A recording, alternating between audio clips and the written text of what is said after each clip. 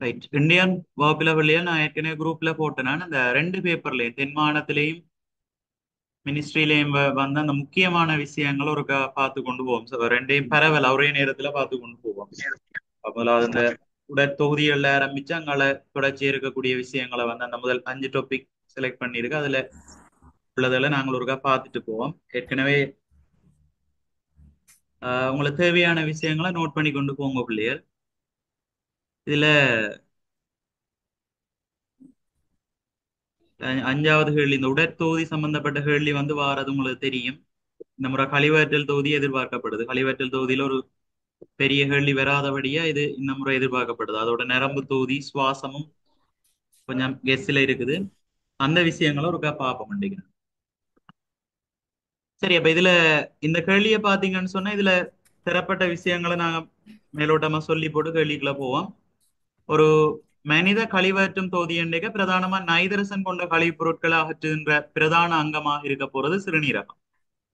இந்த சிறுநீரகத்தின் கட்டமைப்புக்குரியதும் அது மாதிரி தொழிற்பாட்டுக்குரியதுமான அடிப்படை அழகா காணப்படுறதுன்னு பாத்தீங்கன்னு சொன்னா சிறுநீரகத்தி என்று சொல்லுவோம். சரியா? சிறுநீரகத்தின் கட்டமைப்புக்குரியதும் தொழிற்பாட்டுக்குரியதுமான அடிப்படை அழகா தொழிற்பட போறவர் சிறுநீரகம். அது சம்பந்தப்பட்ட ஒரு கேள்விதான் இதுல இருக்கு. சரி, அதுல முதலாவது கேள்வியை பாருங்க.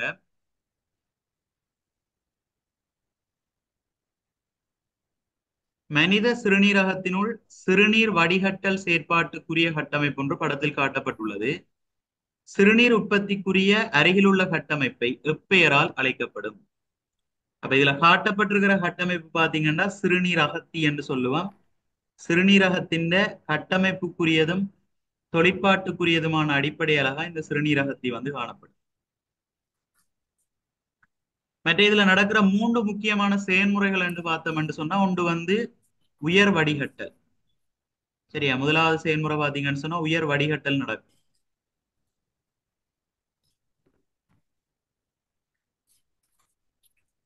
சரிதானே? உயர் வடிகட்டல் நடக்கும். இரண்டாவது வந்து தேர்வுக்குரிய மீளக துறிஞ்சல் நடக்கும். தேர்வுக்குரிய மீளக துறிஞ்சல்.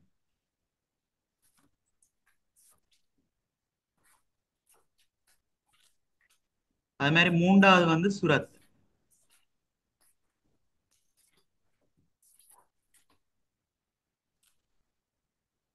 சரி, உயர் வடிகட்டல் நடக்கிற இடத்தை பார்த்தோம்னு சொன்னா உயர் வடிகட்டல் நடக்கிற இடம் வந்து இந்த போமெனின் கிண்ணத்துக்குள்ள தான் நடக்கும். சரி, அந்த உயர் வடிகட்டலுக்காகவே அங்க சிறப்பியல்பு இருக்குது. இதுக்குள்ள வந்து குருதிய கொண்டு வர அந்த கட்டமைப்புக்கு பெயர் உட்காவு முன்னாடி என்று சொல்லுவோம். சரி, அதுல பாருங்க பி என்றதன் மூலம் இந்த அம்புக்குறி உள்நோக்கி வர மாதிரி காட்டியிருக்கு. இதுல குருதி உள்ளுக்குள்ள வருது. இந்த கட்டமைப்பை சொல்லுவோம் உட்காவு முன்னாடி என்று சொல்லுவோம். சரி, இது வந்து உட்காவு முன்னாடி. அதே மாதிரி வடிகட்டல் முடிஞ்ச அப்புறம் அந்த குருதியை வந்து வெளியில கொண்டு போற ஏ என்றதை வந்து வெளிக்காவு முன்னாடி என்று சொல்லுவோம். வெளிக்காவு முன்னாடி. இப்போ உயர் வடிகட்டல் நடக்கணும்ன்றதுக்காக அதுல ஒரு சிறப்பியல்பு இருக்கு. என்னன்னு சொன்னா உட்காவு முன்னாடி இந்த விட்டத்திலும் பார்க்க வெளிக்காவு முன்னாடி இந்த விட்டம் வந்து சின்னனா காணும். சரியா? பி என்ற அந்த உட்காவு முன்னாடியிலும் பார்க்க வெளிக்காவு முன்னாடி இந்த விட்டம் வந்து சின்னனா இருக்கு. அப்ப குருதி இதுக்குள்ளால விரைக்குள்ள ஒரு உயர் அமுக்கம் ஒன்று அங்க ஏற்படுது. அந்த அமுக்கம் காரணமா தான் அங்க இருக்கக்கூடிய அந்த குருதி வந்து வடிகட்டப்படுது. இதாலதான் நாங்கள் உயர் அமுக்க வடிகட்டல் என்ற பெயர்ல அதை சொல்றோம். சரி, உயர் அமுக்க வடிகட்டல் நடக்கிறதுக்கு இது ஒரு பிரதான காரணமா இருக்கு. முட்கா முன்னாடின விட்டத்திலும் பார்க்க வெளிக்கா முன்னாடின விட்டம் சின்ன. அப்ப அங்க ஒரு உயர் அமுக்கம் நிலவரபடியா குருதி வந்து வடிகட்டப்படுது. இப்படியும் வடிகட்டப்படைக்குள்ள பாத்தீங்கன்னு சொன்னா சில கூறுகள் வடிகட்டப்படாது. உதாரணமா குருதி கலங்கள். சரியா? செங்குளியம் வெண்குளியம் அந்த மாதிரியான குருதி கலங்கள் வந்து வடிகட்டப்படாது.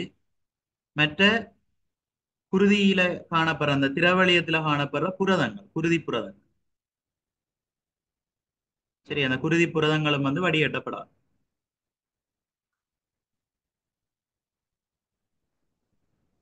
இதுதான் தேர்வு என்ன உயர் வடிகட்டல்னு சொல்லுவோம். ரெண்டாவதா நடக்கிற செயல்முறை வந்து தேர்வுக்குரிய மீளக துறிஞ்சல். ரெண்டாவது நடக்கிற செயல்முறை தேர்வுக்குரிய மீளக துறிஞ்சல்.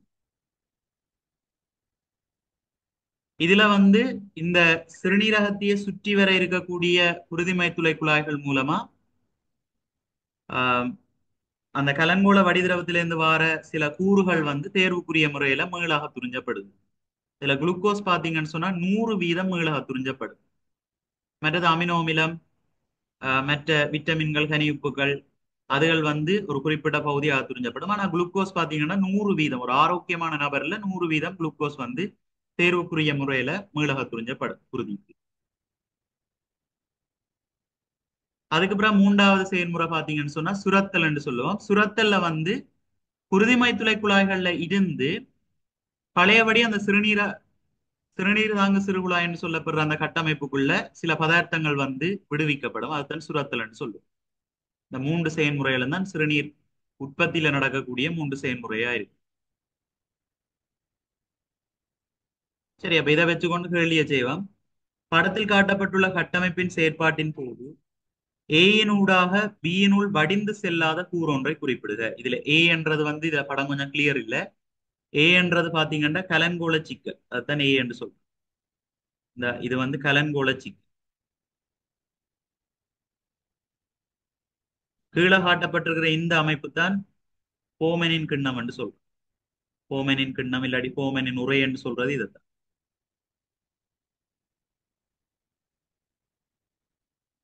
சரி, அப்ப ஏயினூடாக பியினுள் வடிந்து செல்லாத கூறு என்று சொல்லிக்க குருதி கலங்களும் குருதி புரதங்களும் தான் வடிந்து செல்லாது. சரியா, குருதி கலங்களும் குருதியில காணப்படுற புரதங்களும் தான் வடிந்து செல்லாது, மற்ற கூறுகள் வடிந்து செல்லும்.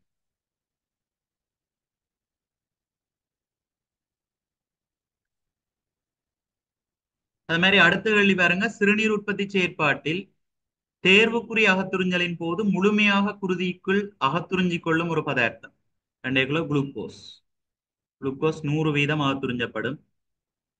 ஒரு ஆளுண்ட சிறுநீர்ல குளுக்கோஸ் வெளியேறுச்சுன்னு சொன்னா அவருக்கு இருக்கக்கூடிய பிரச்சனை வெள்ள நீரிழிவுன்னு சொல்லுவோம். ஆரோக்கியமான நபர்ல குளுக்கோஸ் வெளியேறாது, 100% அகத்துறிஞ்சப்படும். ஆனா நீரிழிவு இருந்ததுன்னு சொன்னா அவற்ற குருதியில குளுக்கோஸ் வெளியேறும்.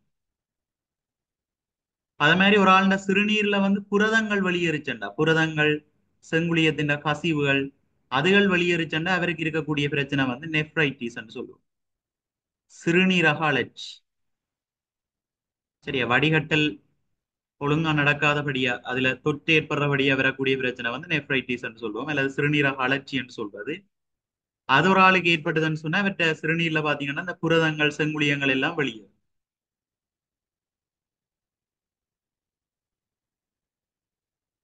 அது மாதிரி அடுத்தது உற்பத்தியாகின்ற சிறுநீரின் அளவை கட்டுப்படுத்துகின்ற கபச்சுரப்பினால் சுரக்கப்படுகின்ற ஓமம், இன்றைக்கு ஏடிஎச், சிறுநீர் பெருக்க எதிர்ப்பு ஹோமோன் என்று சொல்லுவோம், ஏடிஎச்.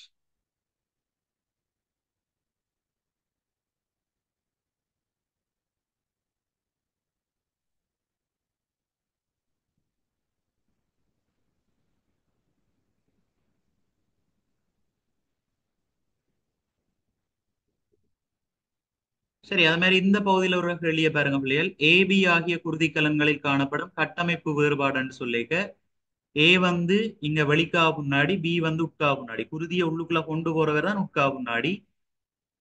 அது மாதிரி வெளியில கொண்டு வரவர் வெளிக்கா முன்னாடி என்று சொல்லுவோம். இந்த அம்புக்குறிய வச்சு கொண்டு நாங்க காணலாம்.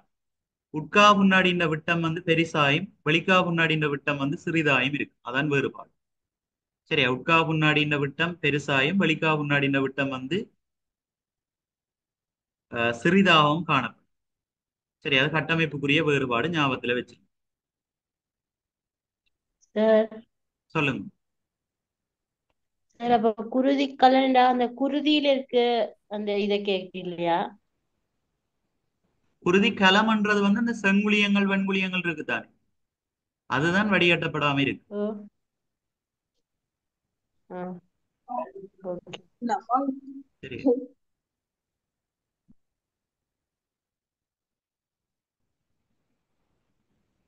அது மாதிரி அடுத்த பாருங்க. இங்க குருதி திரவலியத்தின் ஒரு பகுதி சி என்னும் கட்டமைப்பிலிருந்து போமனின் உரையினுள் வடிகட்டப்படும். இச்செயற்பாட்டுக்கு வழங்கப்படும் பெயர், அதான் சொல்லுவேன் நாங்கள் உயர் வடிகட்டல் என்று சொல்லுவோம்.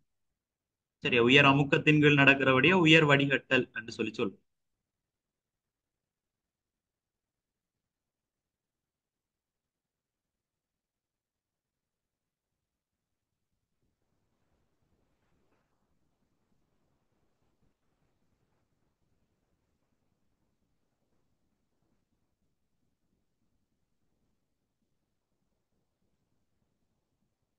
ரைட். அது மாதிரி அடுத்த பாருங்க, இங்கு பியின் ஊடாக உட்சென்று, பியின் ஊடாக உட்சென்றுன்னு சொன்னா உட்கா புன்னாடி மூலமா உள்ளுக்குள்ள போய் ஏயினூடாக வெளியேறும் குருதியின் கூறுகளில் உள்ள வேறுபாடு ஒன்றினை குறிப்பிடுக.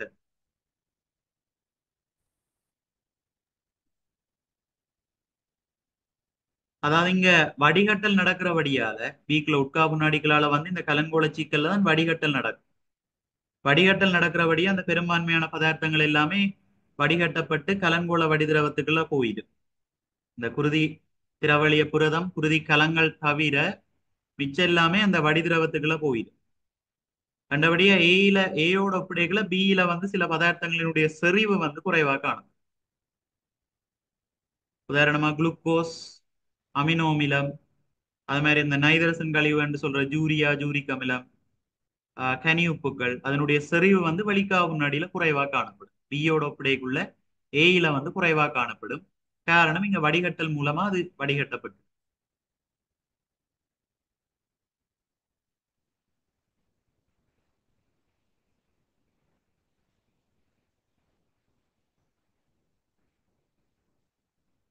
அது மாதிரி அடுத்த கேள்வி, போமனின் உரையின் சுவர் ஆக்கப்பட்டுள்ள இழையம். போமனின் கிண்ணம் வந்து வடிகட்டலுக்காக சிறப்படைந்த ஒரு இழையம். இது வந்து சார் பாத்தீங்கன்னா மேலணி இழையத்தால உருவாக்கப்பட்டதா இருக்கு. வடிகட்டல் நடக்கிற இடங்கள்ல வந்து மேலணி இழையங்கள் காணப்படும். சரியா சொல்லுங்க. சார் இது தென் மாகாண பேப்பரா சார்? என்னண்டு? இது தென் மாகாண பேப்பரா? இது மினிஸ்ட்ரி பேப்பர். ரெண்டு பேப்பரும் ஒருமிக்க நாங்கள் பார்த்து கொண்டு போறோம். சரியா, அந்த குரூப்ல போட்டு நான் உங்களுக்கு சிறுநீர் கழிவாற்றல் சம்பந்தப்பட்ட விஷயங்களை ரெண்டையும் சேர்த்து நான் சொல்லி கொண்டு போறேன். ஓகே. சரியா,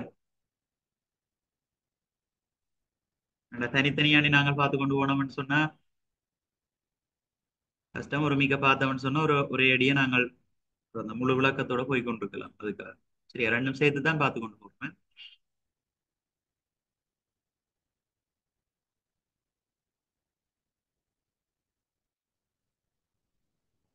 ரைட். அப்ப இந்த ஃபோமெனின் கிண்ணம் ஆக்கப்பட்ட பகுதி பாத்தீங்கன்னா மேலணி இழையம்.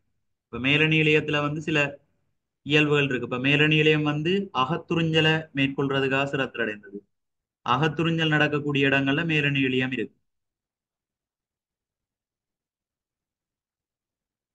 சரிதானே? மற்ற சுரத்தல் நடக்கிற இடங்கள்ல இருக்கும். வடிகட்டல் நடக்கிற இந்த ஃபோமெனின் கிண்ணத்துல இருக்கும்.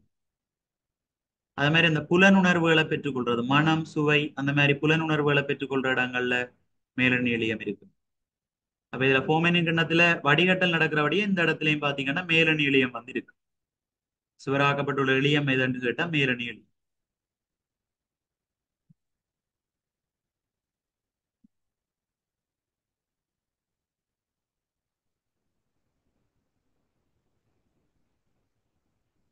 அடுத்த பாருங்க, சுகதேகி ஒருவரில் டீயினுள் உள்ள பாய்மத்தில் காணப்படுவதும் சிறுநீரில் அடங்கி இராததுமான கூறொன்றை குறிப்பிடுக. ரெண்டைக்குள்ள டீக்குள்ள காணப்படுறது வந்து கலங்கோல வடிதிரவம்.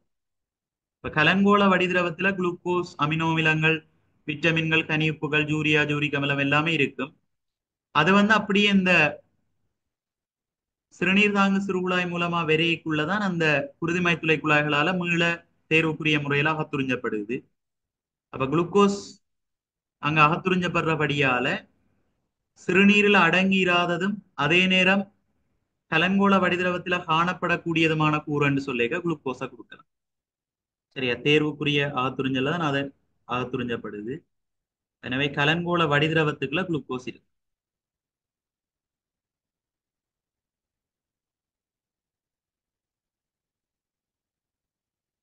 சரியா, கலங்கோல வடிதிரவத்துக்குள்ள இருக்கும். அப்படியே வந்து அந்த அண்மையில் மடிந்த சிறுகுழல் அங்கதான் குளுக்கோஸ் வந்து அகத்துறிஞ்சப்படுது குருதிமை துளைக்குழாய். சரிதானே? இப்ப வடிகட்டப்படுற அந்த வடிதிரவத்துல காணப்படும், கலங்கோல வடிதிரவத்துல இருக்கு.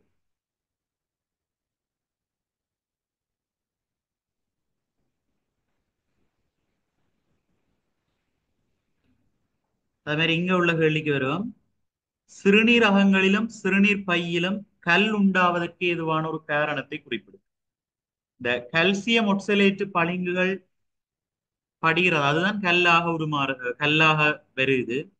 அதுக்கு ஏதுவான காரணம் என்று சொல்லிக்க நாங்கள் போதுமான அளவு நீர் அருந்தாம இருக்கிறது, அது மாதிரி சிறுநீரை வந்து அடக்குறது, சரியா, சிறுநீர் கழிக்கிறத தாமதப்படுத்துறது, போதுமான அளவு நீர் உண்ணாம இருக்கிறது, சரி, நீர் குடிக்காம இருக்கிறது, இதுகள் வந்து காரணமா இருக்கு. சரி, அதுல ஒரு பொருத்தமான காரணம் போட்டீங்கன்னா சரி. அது மாதிரி சில உணவு வகைகளும் பங்களிப்பு செய்யும். சரி, அந்த தக்காளி, முருங்கை இது வந்து அதிக அளவில் உள்ளடக்கையும் அது வந்து சிறுநீர் கல்ல வந்து உண்டாகும். சரி, நீங்க இதுக்கு ஆன்சர் பண்ணிக்குள்ள நீர் போதுமான அளவில் அருந்தாமை, மற்ற சிறுநீரை தாமதமாக கழித்தல் அல்லது சிறுநீரை அடக்கி வைத்தல், அதுகளுக்கு முன்னுரிமை கொடுத்து போட்டு உணவு வகைக்குள்ள வரலாம்.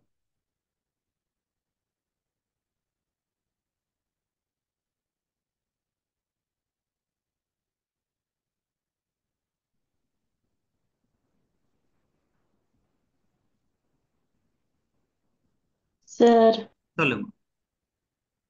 சார் அந்த சிறுநீர் பையில சுவர்ல ம். மலமளப்பான தசையிலேயும் இருக்கும் தானே?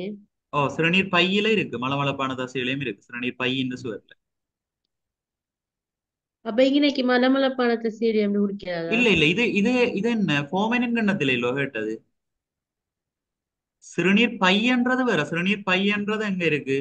எங்கட சிறுநீரகத்துல அந்த சிறுநீரை தற்காலிகமா சேமிச்சு வைக்கிற அமைப்பு தான் சிறுநீர் பை. அங்கதான் மலமளப்பான தசையிலையும் இருக்கு. ஹோமனின் கிண்ணம்ன்றது இப்ப ம். சிறுநீர் அகத்தின்றது ஒரு கலம் மாதிரி எங்கட வெற்றுக்கண்ணுக்கு தெரியாது. அங்க இருக்கிறது பாத்தீங்கன்னா சிறுநீர் அகத்தியில ஹோமனின் கிண்ணத்துல இருக்கிறது வந்து மேலநீளியம், இதுக்கு மலமளப்பான தசையிலையும் வராது. சிறுநீர் பையில தான் மலமளப்பான தசையிலையும் இருக்கு. ஹோமனின் கிண்ணத்துல இருக்கிறது மேலநீளியம். Okay sir. சரி, இது ஒரு அடிப்படை அலகு. இது ஒரு சிறுநீரகத்தி என்றது ஒரு கட்டமைப்பு அலகு. எங்கட சிறுநீரகத்துல மில்லியன் கணக்கான சிறுநீரகத்திகள் இருக்கு. கலம். சரியா? Okay sir.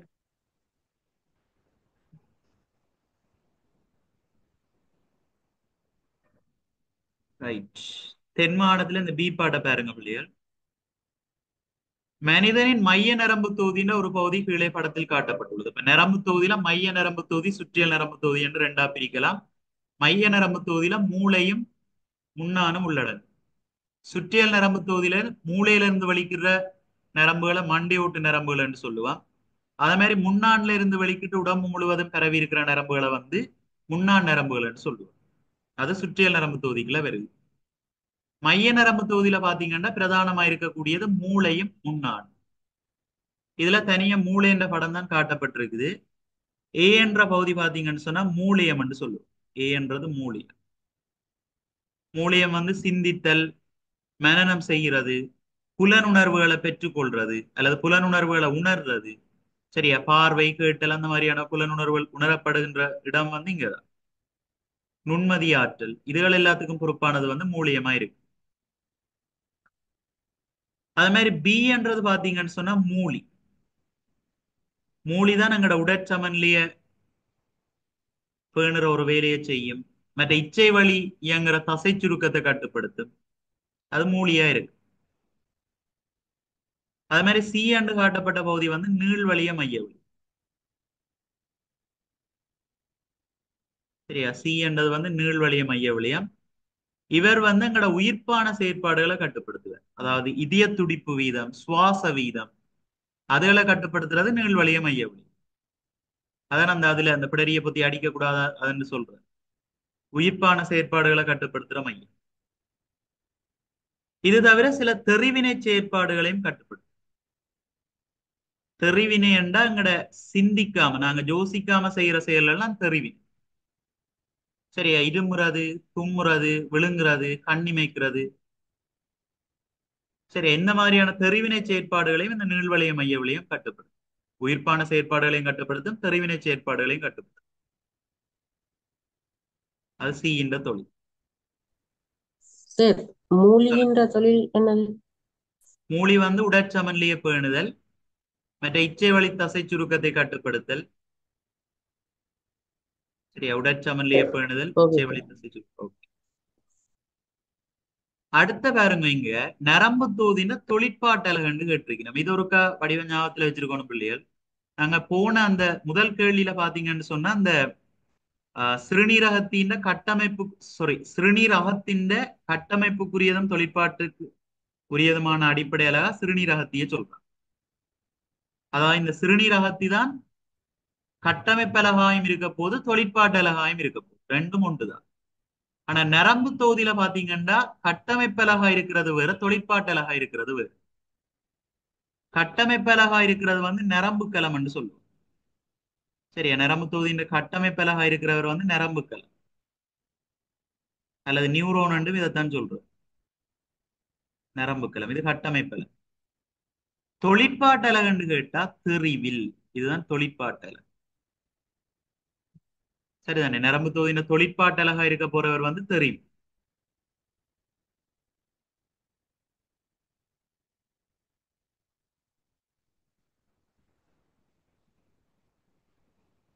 அது மாதிரி அடுத்த பாருங்க தன்னாட்சி நரம்பு தொகுதிக்குரிய. இப்ப தன்னாட்சி நரம்பு தொகுதி என்றதும் சுற்றியல் நரம்பு தொகுதியின் ஒரு பிரிவு தான்.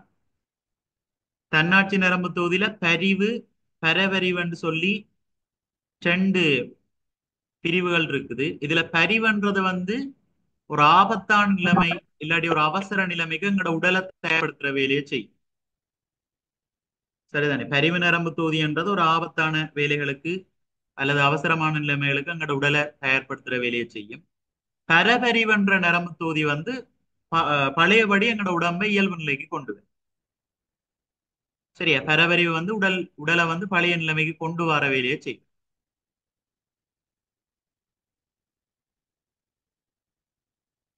சரி, இதுல கேட்ட கேள்வி பாருங்க, பரிவு நரம்பு தொகுதியின் செயற்பாட்டினால் உடலில் ஏற்படுகின்ற ஒரு மாற்றம்.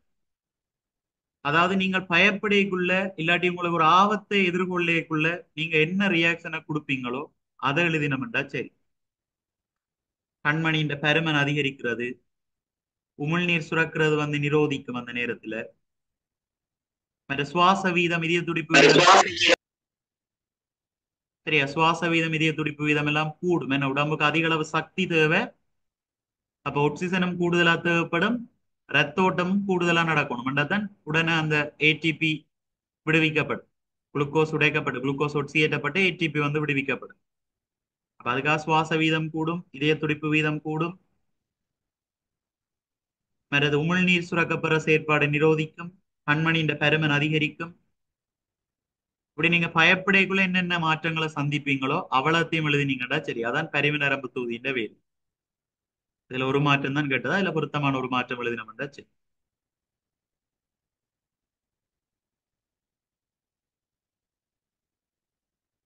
அது மாதிரி அடுத்த கேள்வி பாருங்க, நரம்பு இயைபாக்கத்தை போலவே ஓமோன் இயைபாக்கமும் அங்கியொன்று நிலவை முக்கியமானதாகும். கபச்சுரப்பினால் சுரக்கப்படுகின்ற மானிட பெண்ணின் மாதவிடாய் வட்டத்தின்பால் செல்வாக்கு செலுத்துகின்ற ஒரு ஓமோனை குறிப்பிடுது. கபச்சுரப்பியால வளர்ச்சி ஓமோன் சுரக்கப்படுது. அது புரதத்தோப்பு எலும்புகள் இளையங்களோட வளர்ச்சி அதிகரிக்கிறதுல உதவி செய்யும். இது தவிர மாதவிடாய் வட்டம் என்று சொல்லிக்க அதுக்கு பிறப்பா ரெண்டு ஓமோன்கள் இருக்கு. ஒன்று FSH என்று சொல்லுவோம், புடைப்பு தூண்டும் ஹோமோன் என்று சொல்றது.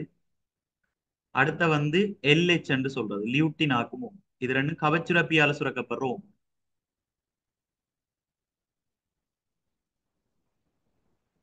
சரியா, புரொஜெஸ்ட்ரோன் ஈஸ்ட்ரஜன் என்ற ஹோமோன்கள் சூலகத்தால சுரக்கப்படும்.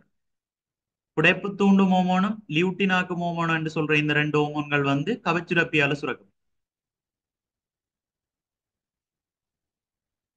சரி, அதுல நீங்க FSH அல்லது LH ரெண்டில ஏதாவது ஒன்று போட்டுக்கொள்ளுங்க. மற்றது இந்த தொழிலையும் ஞாபகத்துல வச்சிருங்க. FSH முதலான புடைப்பு கலங்கள்ல இருந்து கிராபியன் புடைப்பு கலங்கள் விருத்தி அடைவதில் உதவி செய்யுது, அதை தூண்டுற வேலையை செய்யுது. LH சூழ் கொள்ளல் நடக்கிறதுக்கு LH சுரக்கும். சரியா, சூழ் விடுவிக்கப்படுறதுக்கு LH ஹோமோன் அவசியம்.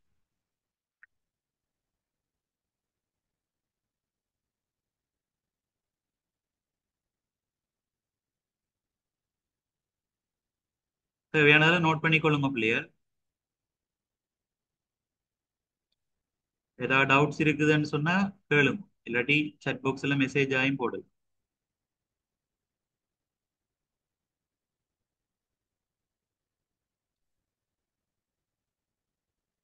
அடுத்த சி பார்ட், இதுல அந்த கலச்சுவாசம்.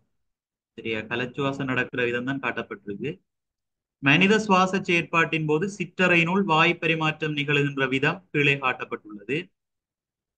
எக்ஸ், Y ஆகிய இடங்களில் உள்ள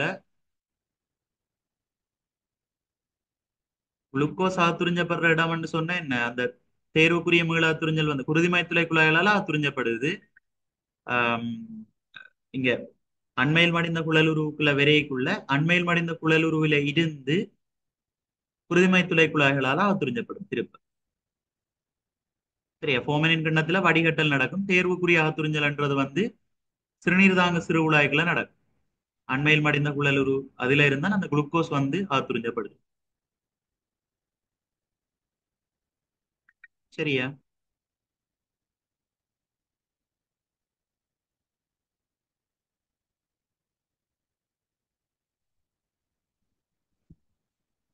ரைட். அடுத்து சீப்பாட்ட பாருங்க.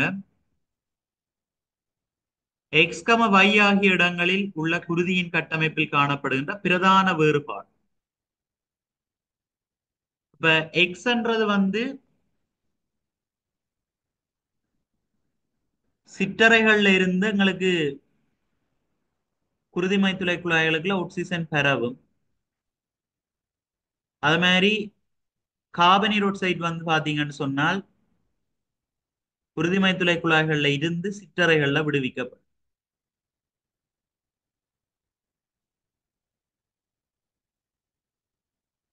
சரிதானே? ஆக்சிஜன் வந்து சிற்றறைகள்ல நடக்கக்கூடிய வாயு பரிமாற்றம் பண்ணக்குள்ள அங்க சிற்றறைகள்ல இருந்து ஆக்சிஜன் வாயு வந்து குருதிமயத்துளை குழாய்களுக்கு போகும். சிற்றறைக்கு வெளியில பாத்தீங்கன்னா அதிக அளவான குருதிமயத்துளை குழாய்கள் இருக்கும்.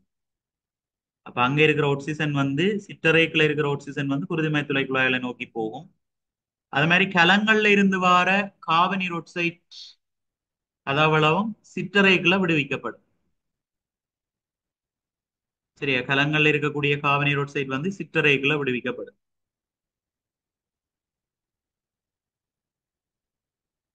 இதுல கேள்வி பாத்தீங்கன்னா எக்ஸிலையும் வையிலையும் குருதி கட்டமைப்புல காணப்படுற வேறுபாடுகள்லாம் கேள்வி. எக்ஸில வந்து கார்பனீரோட்சைடினுடைய செறிவு அதிகமாக காணப்படும். CO2 செறிவு அதிகமாக காணப்படும். இல்லாட்டி ஒட்சன் செறிவு குறைவண்டு போடலாம். இங்க வார உள்ளுக்குள்ள வார குருதிக்குள்ள. சரி, O2 ஒட்சி செறிவு இறக்கப்பட்ட குறைவு. ஒட்சி இறக்கப்பட்ட குறைவு. ஒட்சி இறக்கப்பட்டதுன்னு சொன்னா அதான் கருத்து. ஒட்சன் செறிவு குறைவாயிருக்கு. சரி, ஒட்சி செறிவு குறைவுன்னு சொன்னா ஒட்சி இறக்கப்பட்ட குருதி என்று சொல்லுவோம். ஒட்சி இறக்கப்பட்ட குருதி. கார்பனீரோட்சைட் செறிவு வந்து இங்க கூடவா இருக்கு. பிறகு சிற்றறைக்குள்ள வாயு பரிமாற்றம் நடந்து ஆக்சிஜன் சேர்க்கப்படுறபடியால இந்த வைக்கிள்ளால வார குருதியில பாத்தீங்கன்னா ஆக்சிஜன் செறிவு அதிகமாக இருக்கு. வைக்கிள்ல வந்து ஒட்சி ஏற்றப்பட்ட குருதி அதிகமா இருக்கு. ஒட்சி ஏற்றப்பட்ட குருதி.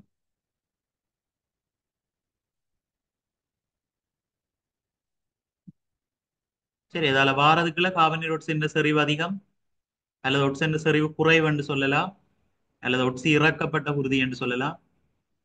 வைக்கிள்ல வெளியேறதுல பாத்தீங்கன்னு சொன்னா ஒட்சி ஏற்றப்பட்ட குருதியா இருக்கும் அல்லது ஒட்சன் செறிவு அதிகமாக காணப்படும். சரி, அதான் ரெண்டுக்கும் இடையில இருக்கிற வேறு. சரியா வில்லையா?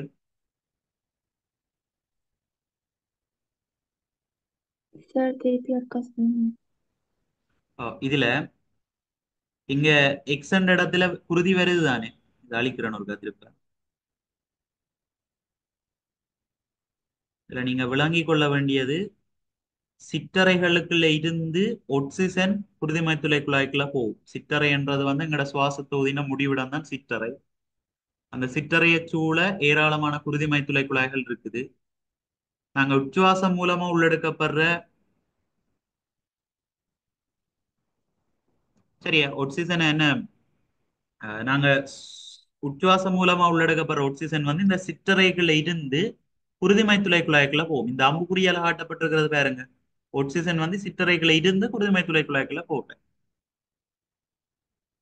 அதே மாதிரி கலங்கள்ல இருந்து சிற்றறைக்குள்ள போற மாதிரி அம்புக்குறி இருக்குது. அது என்ன போகுதுன்னா கார்பனீரோட்சைட் போகும். எங்கட உடம்பில் இருக்கிற கலங்கள்ல இருந்து கழிவாக நீக்கப்படுற கார்பனீரோட்சைட் அவ்வளவும் அங்க இருந்து சிற்றறைக்குள்ள விடுவிக்கப்படும். சரி, அப்ப குருதி மைத்துளைக்குள்ள வார குருதிக்கு பாத்தீங்கன்னு சொன்னேன், இங்க சிற்றறைகளை அண்டி வார குருதிக்குள்ள காபனீர் ஒட்சைடு தான் அதிகமா இருக்கு. இரண்ட கலங்கள்ல இருந்து கழிவு நிறைந்த குருதி தான் வரப்போம். அப்ப எக்ஸுக்குள்ள வாரது வந்து இந்த எக்ஸ் சொல்லி இந்த இடத்துக்குள்ள வார வேர்ல வந்து காபனீர் ஒட்சைடு செறிவு கூடவா இருக்கு. இன்னொரு விதமா சொல்றேன்டா, ஒட்சி சென்ற செறிவு குறைவாக காணப்படும். அதைத்தான் நாங்க ஒட்சி இறக்கப்பட்ட குருதி என்று சொல்றோம். சரி, ஒட்சென்ற செறிவு குறைவாயும் காபனீர் ஒட்சென்ற செறிவு அதிகமாகவும் காணப்படும் எக்ஸ். சிற்றறைகளை வாயு பரிமாற்றம் நடந்து ஆக்சிஜன் சேர்க்கப்படுறபடியால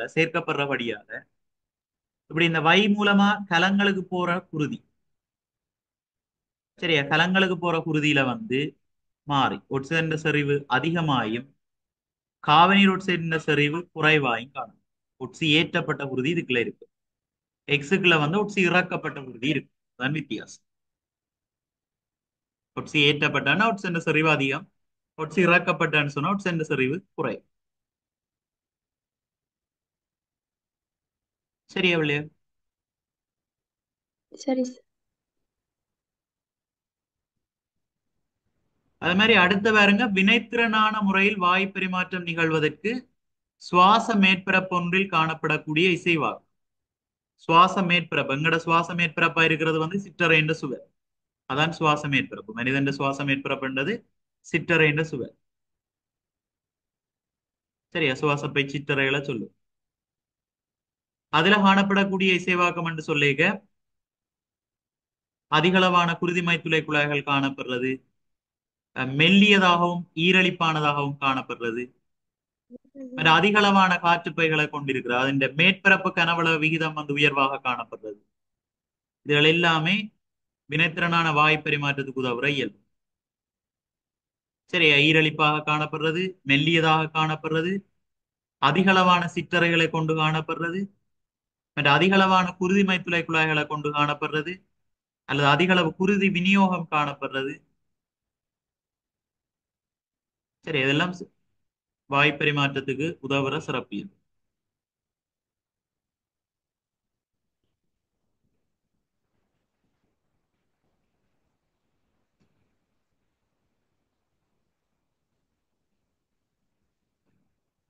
அது மாதிரி அடுத்த வேறங்கோ, சுவாச பைகளில் இருந்து இதயம் வரையில் குருதியை கொண்டு செல்கின்ற குருதி கலன் எப்பெயரினால் அழைக்கப்படுகிறது? இது தெரியணும் பிள்ளைகள். நாடி என்றது வந்து சாதாரணமா நாடி என்ற குருதி கலன் வந்து ஒட்சிஜன் நிரம்பின குருதிய உடம்பில் இருக்கக்கூடிய கலங்கள் எல்லாத்துக்கும் கொண்டு போகும். அது மாதிரி நாளம் என்ற குருதி கலன் வந்து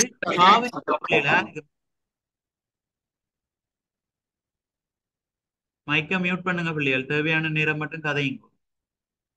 மைக் ஒன்னில இருந்தேன்னு சொன்னா நான் கதைக்கிறது விளங்காது உங்களுக்கு.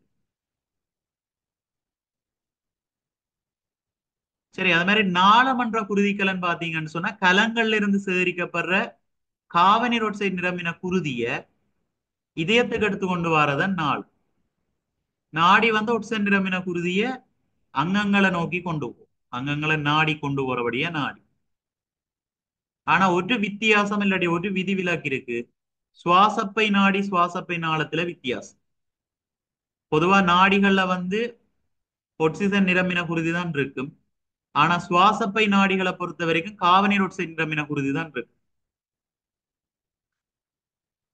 அது மாதிரி நாளங்கள்ல வந்து பொதுவா காவனீர் ஒட்சைடு நிரம்பின குருதி இருக்கும். ஆனா சுவாசப்பை நாளங்கள்ல மட்டும் ஒட்சிஜன் நிரம்பின குருதி இருக்கு.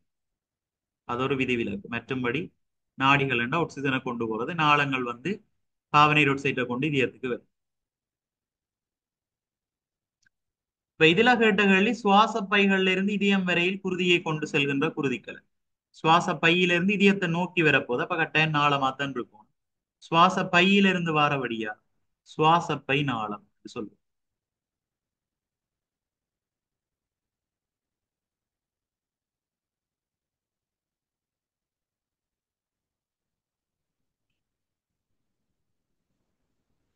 சார் செகண்டுக்கு என்ன சார் ஆன்சர்? செகண்ட் ஈரலிப்பாக காணப்படுறது. ஈரலிப்பானது மெல்லியது, அதிக அளவான குருதிமை துளை குழாய்கள் காணப்படுறது அல்லது அதிக அளவான குருதி விநியோகம் காணப்படுறது.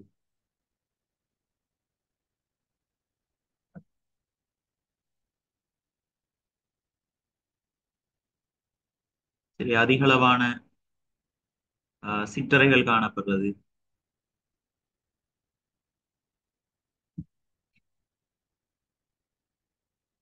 சரியா?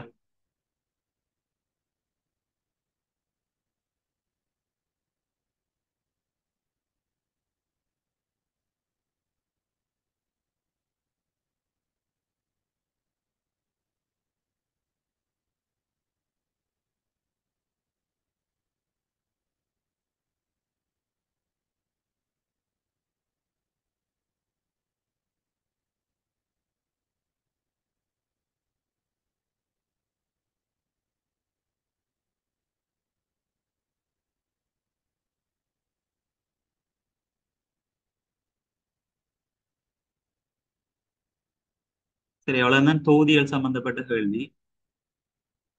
நாங்க அடுத்த கட்டம் கெமிஸ்ட்ரியில இந்த மின் பகுப்பு மின் ரசாயனம் தொடர்பான விஷயங்களை பார்ப்போம். சரி, இதுல விடுபட்ட கேள்விகள் எல்லாத்தையும் வார திங்கள் இதுல செய்து விடுறேன். உங்களுக்கு மினிஸ்ட்ரியின் அமைப்பு கற்றையும் விடுபட்ட கேள்விகளும் வார கிளாஸ்ல செய்து விடுறேன். இப்ப நாங்கள் மின் பகுப்பையும் மின் ரசாயனத்தையும் பற்றி பார்ப்போம். இதுல பிள்ளைகள் மின் பகுப்பு மின் ரசாயன களம். இதுல நாங்கள் மின் பகுப்பு களத்தை என்னன்னு சொன்னா மின்னோட்டத்தை செலுத்தி ஒரு கரைசல்ல மாற்றத்தை ஏற்படுத்துவமாக இருந்தா அது வந்து மின் பகுப்பு களம். சரி, அந்த பாத்தீங்கன்னா பி என்ற கட்டமைப்புல மின்னோட்டம் செலுத்தப்பட்டு கார்பன் கோல் ஊடாக அந்த செப்பு சல்பேட் கரைசல்ல மாற்றத்தை ஏற்படுத்தும். அப்ப பி என்றது வந்து ஒரு மின் பகுப்பு களமா இருக்கு. இங்க நடக்கிற சக்தி மாற்றம் பாத்தீங்கன்னா மின்ன செலுத்தி நாங்கள் அந்த சேர்வையில ஒரு மாற்றத்தை ஏற்படுத்துறோம். சரியா, மின்னோட்டத்தை செலுத்தி அந்த குறிப்பிட்ட சேர்வையில ஒரு மாற்றத்தை ஏற்படுத்துறோம். கண்டபடியா நடக்கிற சக்தி மாற்றம் வந்து மின் சக்தி ரசாயன சக்தியாக மாறும்.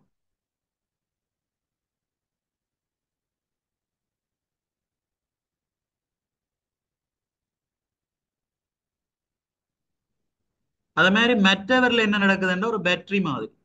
பேட்டரி ஒன்றுல ரசாயன தாக்கங்கள் மூலமா மின் உற்பத்தி செய்யப்படுது. அது மாதிரி இங்கேயும் கரைசல்ல இருக்கக்கூடிய அந்த மின் பகுபொருள்ல நடக்கக்கூடிய ரசாயன மாற்றம் காரணமா மின் வந்து உற்பத்தி செய்யப்படுது. அப்படி ரசாயன சக்தியில இருந்து மின் உற்பத்தி நடந்ததுன்னு சொன்னா அதை மின் ரசாயன களம்னு சொல்லுவோம். இல்ல ஏன்றது வந்து மின் ரசாயன களம். சரியா, மின் ரசாயன களம் நடக்கிற சக்தி மாற்றம் இரசாயன சக்தி ஒரு பேட்டரி மாதிரி ஜோதிச்சிங்கன்னா சரி, ரசாயன சக்தி அம்புக்குறி மின் சக்தி.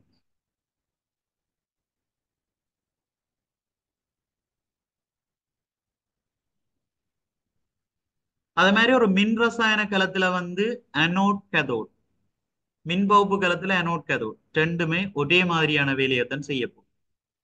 எப்போ ஞாபகம் வச்சிருக்கோம், அனோட்ல நடக்கிற நிகழ்வு வந்து ஒட்சியேற்றம் சொல்லுவோம். சரி, அனோட்ல நடக்கிறது வந்து ஒட்சியேற்றம், அது மாறாது. ஒட்சியேற்றம் இலத்திரனை விடுவிக்குது ஞாபகத்துல வச்சிருக்கோம். அனோட்ல நடக்கிறது ஒட்சியேற்றம், ஒட்சியேற்றம் இலத்திரன்களை விடுவிக்கிறது. அது மாதிரி கதோட்ன்றது கதோட்ல நடக்கிறது வந்து தாழ்த்த கண்டா இலத்திரனை பெற்றுக்கொள்றது. சரி, அனோட்ல ஒட்சியேற்றம் இலத்திரங்களை விடுவிக்கிறது, கதோட்ல வந்து இலத்திரங்களை பெற்றுக்கொள்றது. ஒரு மின் ரசாயன களத்துல எப்படி அனோட் கதோட் கண்டுபிடிக்கிறதுன்னு சொன்னா அங்க மின்வாய்களா நாங்கள் உலோகங்களை தான் வச்சிருப்போம். சரி, ஒரு மின் ரசாயன களத்துல மின்வாய்களா நாங்க உலோகங்களை தான் வச்சிருக்க போறோம். அப்ப இதுல வைக்கப்பட்ட உலோகங்கள்ல யாருக்கு தாக்குதிறன் கூடவோ அவர் வந்து அனோட்டாக தொழிற்படுவார். சரியா, தாக்கு வீதத்தொடர் உங்களுக்கு ஞாபகத்துல இருக்கணும். சரியா, சுகமா ஞாபகப்படுத்துற மெதட் எல்லாம் இருக்கு. என்ன பொன்னர் பிளான் வரும் பாதை செய்யலன்னு சொல்லி அப்படி ஒரு பாட்டு இருக்கு, அதை வச்சுக்கொண்டு ஞாபகப்படுத்தி வைக்கலாம். மூலங்களை எழுதி கொண்டு இந்த தாக்க வீதத்தொடர் கெமிஸ்ட்ரியில ஆவர்த்தன அட்டவணை மாதிரி தாக்க வீதத்தொடரும் கட்டாயம் தேவை. இந்த மின்போப்பு மின் ரசாயனம் சம்பந்தப்பட்ட கேள்வி வந்தா, ஒற்றை இடப்பெயர்ச்சி தாக்கங்கள் இரட்டை இடப்பெயர்ச்சி தாக்கங்கள் சம்பந்தப்பட்ட கேள்வி வந்தா செய்யறதுக்கு எங்களுக்கு கட்டாயமா இந்த தாக்க வீதத்தொடர் ஞாபகத்துல இருக்கு. Recording in progress.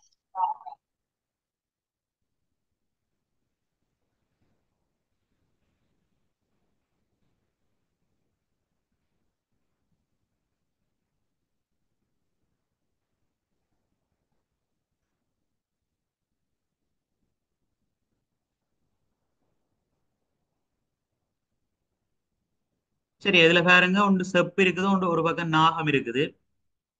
செப்பு வந்து தாக்குவித தொடர்ல இந்த பகுதியில இருக்குது. நாகம் பாத்தீங்கன்னு சொன்னா செப்பை விட தாக்குதிறன் கூட. அப்ப இங்க நாகம் தான் உட்சியேற்றம் அடையும். சரி இதுல வந்து நாகம் தான் உட்சியேற்றம் அடையும். சரி அந்த உட்சியேற்ற தாக்கம் வந்து நாகம் இலத்திரனை வெளிவிட்டு செட்டன் 2+ நாக அயனாக மாறும். அதோட 2 இலத்திரங்கள் விடுவிக்கப்படும். சரிதானே? நாகம் செட்டன் 2+ மாறும், 2 இலத்திரங்கள் வந்து விடுவிக்கப்படும். இதான் உட்சியேற்ற தாக்கம்.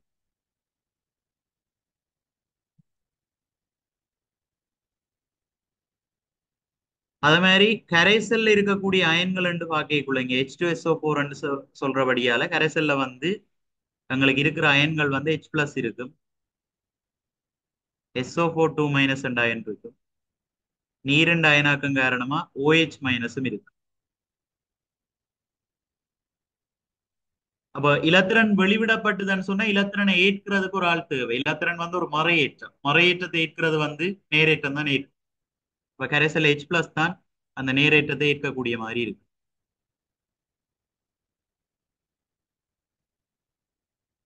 சரியா? நேரேற்றத்தை ஏற்கிறது வந்து சாரி மறையேற்றம், இலத்திரன்ன்றது மறையேற்றம், அதை ஏற்கிறது வந்து நேரேற்றமா தான் இருக்கணும்.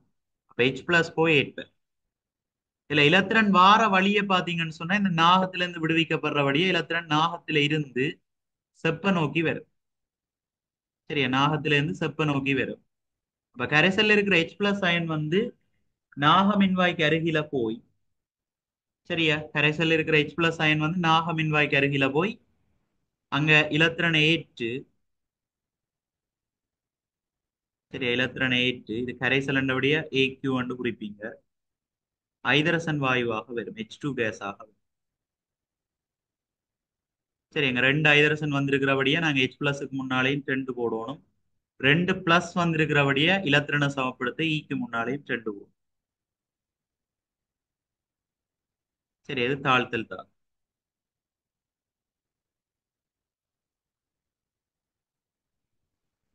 சரி அப்ப இதுல நாங்கள் எங்களுக்கு ஏற்படுற அவதானங்கள் என்று சொல்லிக்க ஒன்று நாகமின்வாய் வந்து கரைகிறத பார்க்கலாம், ரெண்டாவது செப்பு மின்வாய்க்கு அருகில வாய் குமிழிகள் உருவாகிறத பார்க்கலாம். சரியா? நாகமின்வாய் கரைகிறத பார்க்கலாம், செப்பு மின்வாய்க்கு அருகில வாய் குமிழிகள் உருவாகிறத பார்க்கலாம். சரிதானே? இது வளர்ந்தான் மின் பகுப்பு சம்பந்தப்பட்ட விஷயம்.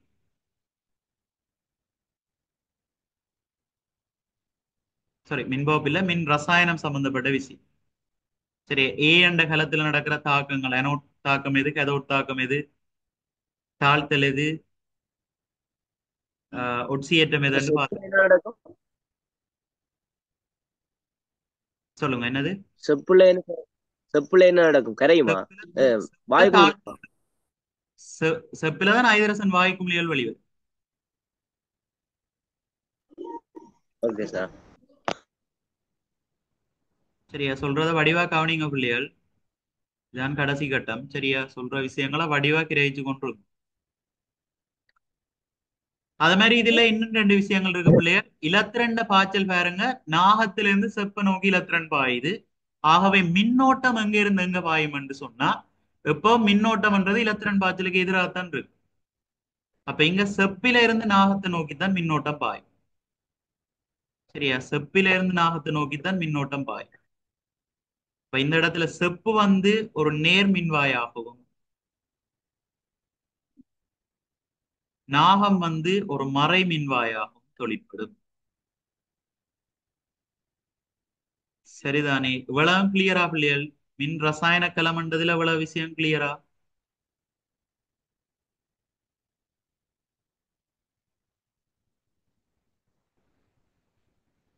ஓகேயா Yes, பிள்ளைகள்? sir. ஆம் சார். ரைட். சரியா? விஷயத்த சொல்லி போட்டு போக போறேன், நீங்க தான் அந்த கேள்விகளை பார்க்கணும். சரியா? தேவையானதெல்லாம் நோட் பண்ணிக்கொள்ளும். அடுத்தது இப்ப மின் பகுப்புக்கு வருவேன். சரியா? மின் பகுப்புக்கு வருவேன். ரெக்கார்டிங் எல்லாம் போடுவேன், கிளாஸ் முடியவட்டிக்கு போடுவேன். சரிதானே? அதே முருகா திரும்ப பாருங்க வடிவம். ரைட். மின் பகுப்பில பார்த்தோம்னு சொன்னா இந்த பிளஸோட இணைக்கப்பட்ட மின்வாய் வந்து பேட்டரியின் பிளஸோட இணைக்கப்பட்ட மின்வாய் நேர் மின்வாயா இருக்கும். பேட்டரியின் மைனஸோட இணைக்கப்பட்ட மின்வாய் வந்து மறை மின்வாயா இருக்கும். வேற இங்க இருக்கக்கூடிய மின்வாய் வந்து சடத்துவ மின்வாய்ன்னு சொல்லுவோம்.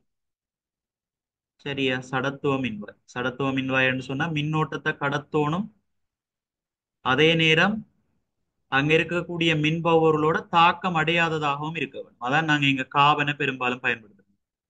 காபன் வந்து மின்ன கடத்தும், அதே நேரம் மின்பவர்களோட தாக்கம் அடையாது.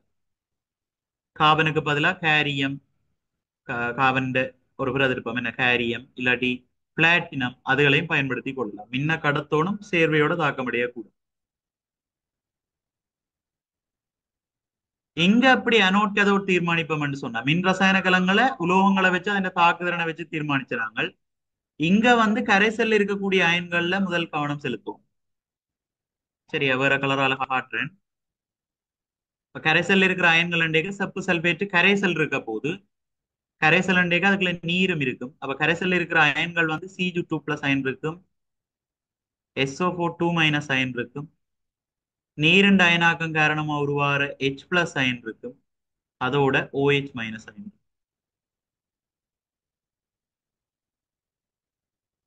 சரி, இதுல பிளஸ் நோக்கி மைனஸ் போகும், மைனஸ் நோக்கி பிளஸ் போகும். அதாவது மறை மின்வாயை நோக்கி நேர் அயன்களும் நேர் மின்வாயை நோக்கி மறை அயன்களும் போகும். அதுக்குள்ளேயும் ஒரு விஷயம் இருக்குது. இங்க நேர் அயன்கள்ல வந்து யாருக்கு தாக்குதிறன் குறைவோ அவர்தான் மறை மின்வாயை நோக்கி போவார் இலத்திரனை வாங்குறதுக்கு. சரியா? நேர் அயன்கள்ல யாருக்கு தாக்குதிறன் குறைவோ அவர்தான் மறை மின்வாயை நோக்கி போவார் இலத்திரன்களை பெற்றுக்கொள்றதுக்கா. சரி, அப்ப இந்த இடத்துல Cl2+ H+ என்ற 2 அயன்கள் இருக்குது. ஐதரசன்லும் பார்க்க பிள்ளைகள் செப்பின் தாக்குதிறன் தான் குறைவு. அப்ப செப்பு தான் வாங்கவர். சரி, அப்ப இந்த இடத்துல பாத்தீங்கன்னா Cl2+ அயன் தான் மறை மின்வாயை நோக்கி போய் வெளிவார இலத்திரன்களை ஏற்று செப்பாக படி. சரி, எங்க 2+ வந்தபடியே இலத்திரனை சமப்படுத்துறதுக்கு 2 போடும். இலத்திரனை ஏற்கிற தாக்கம் வந்தபடியே இது வந்து தாழ்த்தல் தாக்கம். தாழ்த்தல் நடக்கிறபடியால இந்த மின்வாய் கேதோட்டாக இருக்கும்.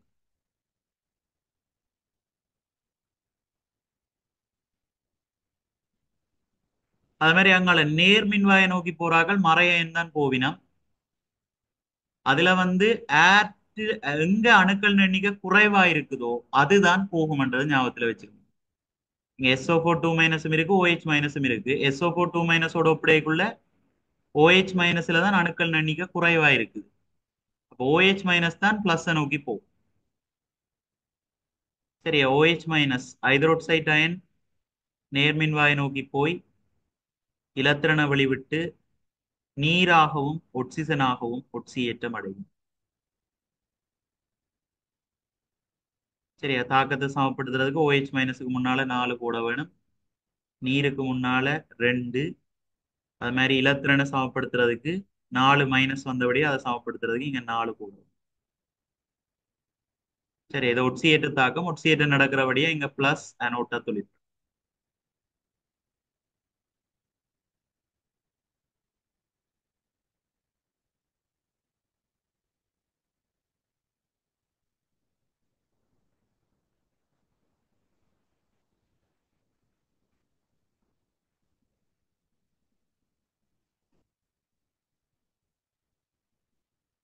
சரி, இதுல அவதானம் என்று கேட்டா எங்களுக்கு இங்க மறைமின்வாயில செப்பு படிகிறபடியா செங்கவில நிற படிவு ஏற்படும். அது ஒரு அவதானம்.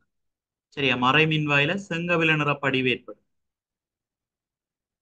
நேர்மின்வாய்க்கு அருகில் வாயு குமிழிகள் உருவாகும். ஏன்? ஒட்சிசன் வாரபடியா நேர்மின்வாய்க்கு அருகில வாயு குமிழிகள் உருவாகும். மற்ற கரைசல்ல இருந்து செப்பயன்கள் அகற்றப்படுறபடியால கரைசல் நீல நிறம் வந்து குறையும்.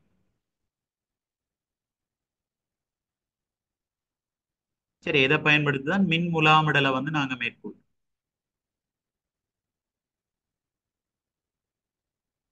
ரைட். இப்போ இவ்வளவு விஷயங்களையும் வச்சு கொண்டு பிள்ளைகள் இவ்வளவுக்கு நீங்க ஆன்சர் பண்ணலாம். ரசாயன சக்தியை மின்சக்தியா மாத்திர கலம் தெரியும், மின் ரசாயன கலம். அது மாதிரி ஏபி ஆகிய கலங்கள்ல அனோட்டு தாக்கம் நடைபெறும் இடங்களை பற்றி கதைச்சிட்டோம், அரைத்தாக்கங்கள் பார்த்துட்டோம், அவதானங்கள் பார்த்துட்டோம். உற்பத்தி செய்யற வாயு, மின்முலாமிடலுக்கு மின் பகுப்புன்ற ஒரு பிரிவம் தான் மின்முலாமிடல். இதை பயன்படுத்தி தான் நாங்க செப்பு முலாமிடுறதுக்கு இந்த அமைப்பு தான் பயன்படுத்தி கொள்றோம், மின் பகுப்பு. சரி, அப்ப அவ்வளவு விஷயங்களும் செய்யக்கூடிய மாதிரி இருக்கு.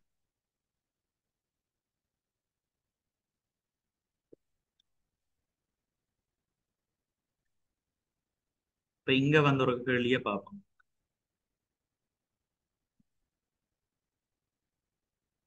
சரி, மினிஸ்ட்ரி பேப்பர்ல வந்து இதே மாதிரியான ஒரு கேள்வியை பார்ப்போம்.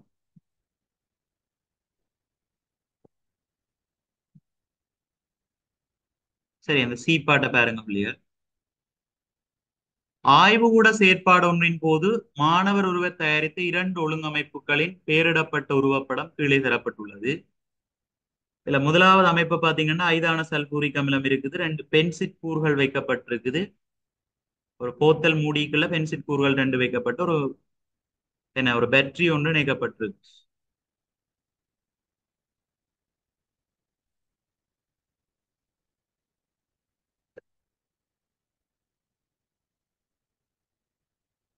சரி, அப்ப மின்னோட்டத்தை கொடுத்து ஒரு மாற்றத்தை ஏற்படுத்துறோம். இப்ப ஏன்றது வந்து ஒரு மின் பகுப்பு கலமா தொழிற்படும். சரி, இந்த செட்டப்பை பார்த்தோன்னே ஞாபகத்துல வந்துடணும், இது ஒரு மின் பகுப்பு கலம். 2வது படத்துல பாருங்க பிள்ளைகள்.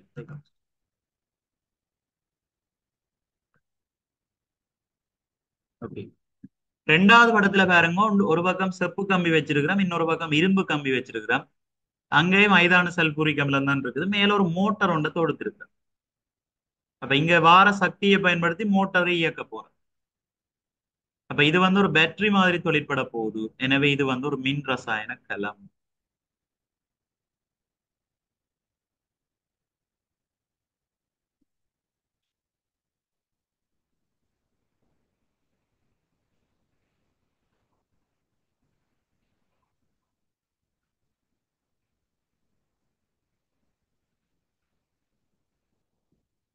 சரி, அப்ப கேள்விக்கு வருவோம். இவற்றுள் மின் ரசாயன கலத்தை குறிக்கும் ஒழுங்கமைப்பு எது என்று கேட்டா பி. ஏபி 2 ஒழுங்கமைப்புகளிலும் காணப்படும் கரைசல்களில் உள்ள மறை அயன்கள் 2ஐ குறிப்பிடும். ரெண்டைக்கு ஐதான சல்பூரிக் அமிலம் தான் இருக்க போகுது 2க்குள்ளேயும். அப்ப H+ இருக்கும், SO4 2- மொத்தமா இருக்கிற அயன்கள் பார்த்தோம்னா SO4 2- இருக்கும். நீரண்டு அயனாக்கம் காரணமா வர OH- இருக்கு. இதுக்குள்ள மறை அயன்கள் தான் கேட்டது. மறை அயன்கள் வந்து SO4 2- சல்பேட் அயனம், ஹைட்ரோக்சைடு அயனம் தான் மறை அயன்.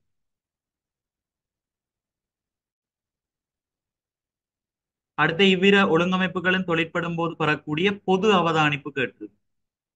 பொது அவதானிப்புக்குள்ள 2லையுமே வாயு குமிழிகள் உருவாறதை நாங்கள் பார்க்கணும்.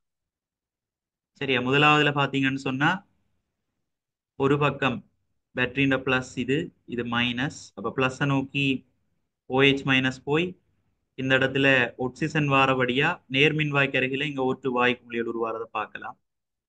சரியா, வாயு குமிழிகள் உருவாறதை பார்க்கலாம். அதே மாதிரி இங்க மைனஸ் நோக்கி H+ போய் இந்த இடத்துல ஐதரசன் வாயு குமிழிகள் உருவாகும். அப்ப இங்கேயும் வாயு குமிழிகள் உருவாகிறத பார்க்கலாம். அவதானம் என்று கேட்டா நீங்க வாயு குமிழிகள் உருவாதல் என்றுதான் போட வேண்டும். அதே மாதிரி இந்த தொகுதியில பார்த்தோம்னு சொன்னா இரும்போட செம்பு வச்சிருக்கிறோம். செப்போட ஒப்படைக்குள்ள இரும்பின் தாக்குதிறன் தான் கூட. அப்ப இரும்பு தான் ஒட்சியேற்றம் அடையும். Fe இலத்திரன் இழந்து Fe2+ அயனாக மாறும்.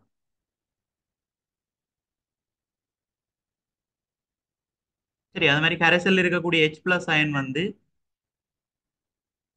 செப்பு மின்வாய்க்கு அருகில போய் இலத்திரன் ஏற்று செப்பு மின்வாய்க்கு அருகில இங்க ஐதரசன் வாயு குமிழிகள் வந்து உருவாகும். சரி, அப்ப 2லே நடக்கிற பொது அவதானிப்பு ஒன்றுன்னு சொன்னா வாயு குமிழிகள் உருவாகும். சரிதானே, வாயு குமிழிகள் உருவாதல் தான் பொது அவதானம். அப்பொது அவதானத்துக்குரிய ஈடு செய்த சமன்பாடு அண்டைக்குள்ள 2லே நடக்கக்கூடிய விஷயம் H+ என்ற அயன் இலத்திரனை ஏற்று H2 கேஸ் உருவாகிறது. ஈடு செய்த சமன்பாடு இருக்கு. அப்ப சமப்படுத்தி கொடுக்கணும் கட்டாயம் பிள்ளைகள். இங்க 2 ஐதரசன் வாரபடியே H பிளஸுக்கு முன்னால 2 போடுவீங்க. 2 H பிளஸ் 2 பிளஸ் வாரபடியே இலத்திரனுக்கு முன்னால அதை சமப்படுத்தி இலத்திரனுக்கு முன்னாலே 2 போடும். இவ்வளத்தையும் காட்டினீங்கன்னா சரி.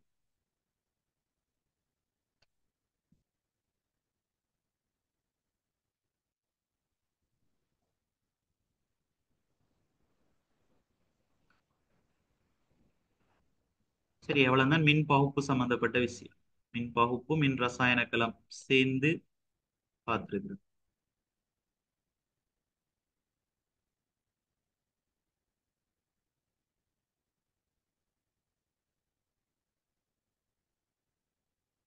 அடுத்த இரும்பு பிரித்தெடுப்பு.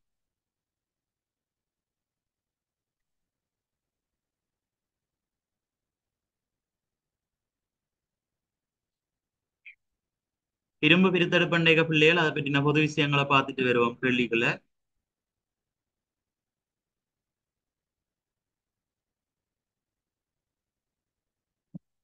இப்ப தாக்க வீத தொடர்ல மேல இருக்கக்கூடிய உலோகங்கள் மின் பகுப்பு முறையால பிரித்தெடுக்கப்படுது. Sodium, potassium, calcium, magnesium, aluminium அதில் மின் பகுப்பால பிரித்தெடுக்கப்படும்.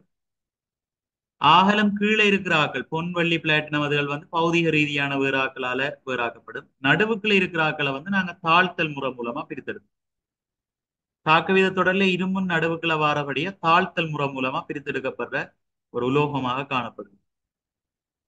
மற்ற இரும்பு பிரித்தெடுப்புக்கு பயன்படுத்தக்கூடிய அமைப்பு ஊதுலை என்று சொல்லுவோம். அது வலிமையான அந்த உள்ளுக்குள்ள தாக்கங்கள் நடக்கக்குள்ள அதிக அளவான வெப்பம் வெளியேறும். அப்ப அந்த வெப்பத்தை தாங்கிறதுக்கு ஏற்றபடி செங்கற்சுவர், தீச்செங்கற்சுவரால் ஆக்கப்பட்டதா இருக்கும் ஊதுலை. மற்ற இரும்பு பிரித்தெடுப்புல மூலப்பொருட்கள் என்று பார்க்கக்குள்ள ஒன்று ஹெமடைட் பயன்படும், Fe2O3. அடுத்தது இரும்பு தாதுல இருக்கக்கூடிய இந்த ஹெமடைட்ல இருக்கக்கூடிய மாசுக்களை நீக்கிறதுக்கு கால்சியம் கார்பனேட் பயன்படுத்துவோம். சரியா, கால்சியம் கார்பனேட் ஏன் பயன்படுத்தப்படுதுன்னு கேட்கலாம். மாசுக்களை நீக்கிறதுக்கு தான் அதை பயன்படுத்தும். மற்றது கற்கரி. இவ்வளவு மூலப்பொருட்களா பயன்படுத்தும்.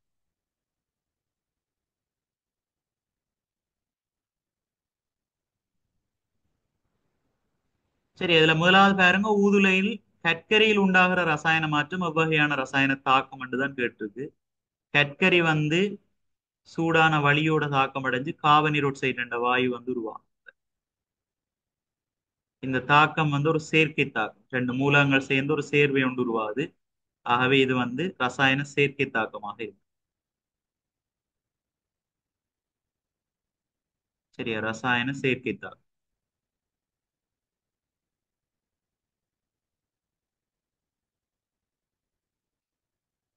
அதே மாதிரி கால்சியம் கார்பனேட் இங்க பயன்படுத்தி இருக்கிறோம். கால்சியம் கார்பனேட்ன்றது ஒரு இரும்பு தாதுல இருக்கிற மாசுக்களை நீக்கிறது தான் அவற்றை பிரதான தொழில். அதுக்கு தான் நாங்க கால்சியம் கார்பனேட் பயன்படுத்தி இருக்கிறோம். கால்சியம் கார்பனேட் வெப்பத்தை பெற்று கால்சியம் ஒட்சைட்டாயும் கார்பனீர் ஒட்சைட்டாயும் பிரியும். சரியா, வெப்பத்தை உள்வாங்குறபடியால, அதாவது சூழல்ல இருந்து சக்தி உள்ளெடுக்கப்படுறபடியால இது ஒரு அகவெப்பத்தாக்கம். கால்சியம் கார்பனேட்டினுடைய பிரிகி என்றது ஒரு அகவெப்பத்தாக்கம். இந்த கேள்வியில பாருங்க, இரும்பு பிரித்தெடுப்பின் போது கால்சியம் கார்பனேட்டில் உண்டாகின்ற தாக்கத்துக்கான சக்தி மட்ட வரைவை வரைந்து தாக்கிகளையும் விளைபொருட்களையும் குறிப்பிடும். நேற்றைக்கு அகவெப்பத்தாக்கம் புறவெப்பத்தாக்கத்துல என்ன மாதிரி அமையும் என்ற கிராஃப்கள் பார்த்துனாங்க.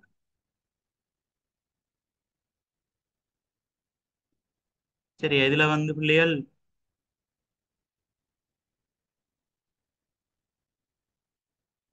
இது ஒரு அகவெப்பத்தாக்கம் வந்தபடியா ஆற்ற சக்தி கூடவா இருக்கும், தாக்கின்ற சக்தி கூடவா இருக்குமா இல்லாட்டி விளைவின்ற சக்தி கூடவா இருக்கும்?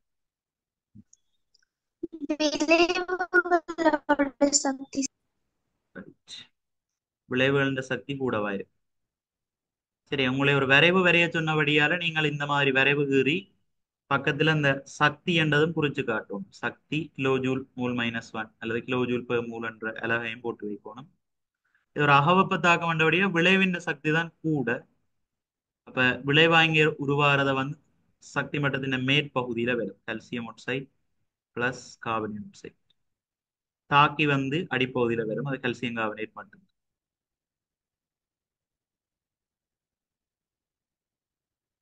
சரி, அப்ப இங்க தாக்கிலும் பார்க்க விளைவின்ற சக்தி கூடண்டபடியா சூழல்ல இருந்து வெப்பம் அல்லது சக்தி உள்ளெடுக்கப்படும். இதுதான் கிராஃப்.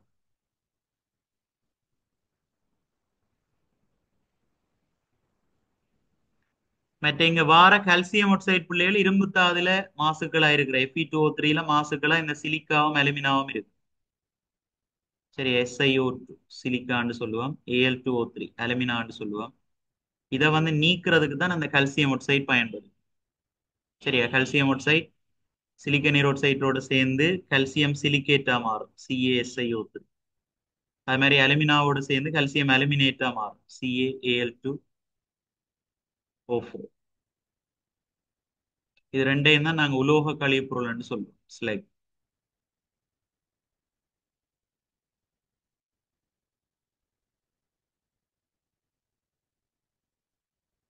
அது மாதிரி இங்க உருவார கார்பனீர் ஆக்சைடு மேலதிகமான கற்கரியோட தாக்கம் அடைஞ்சு கார்பனோர் ஆக்சைடு என்ற வாயு வந்து உருவாக போகுது. இந்த கார்பனோர் ஆக்சைடு தான் ஏமட்டைட்டை தாழ்த்துறதுக்கு பயன்படும். சரியா, கார்பனீர் ஆக்சைடு மேலதிக கற்கரியோட தாக்கம் அடைஞ்சு கார்பனோர் ஆக்சைடு உருவாகும். கார்பனோர் ஆக்சைடு தான் ஏமட்டைட்டை தாழ்த்த பயன்படும். சரி, அப்ப பிரதானமான தாக்கமே அதுதான். Fe2O3ல இருந்து இரும்பு உற்பத்தி நடக்கிறதுக்கான பிரதான தாக்கம் என்று கேட்டால் Fe2O3 கார்பனோர் ஆக்சைட்டால தாழ்த்தப்பட்டு எங்களுக்கு திரவ நிலையில இரும்பு கிடைக்கும். அதோட பக்க விளைவுல கார்பனீர் ஆக்சைடு.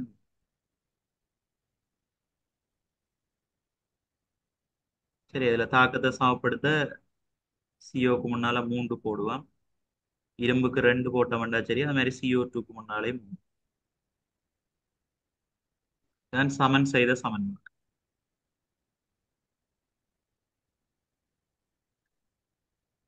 மற்றது பிள்ளைகள் இங்க அந்த ஸ்லெக் உருவாகும் பார்த்துனாங்க, கழிப்பொருள் உலோக கழிப்பொருள் உருவாகும். இது வந்து இப்ப தூய திரவ இரும்புக்கு மேல மிதக்கும்.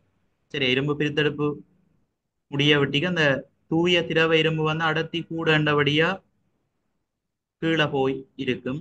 அதுக்கு மேல வந்து இந்த உலோக கழிப்பொருள் மிதக்கும். இப்படி மிதக்கிறதாலேயும் ஒரு நன்மை இருக்கு.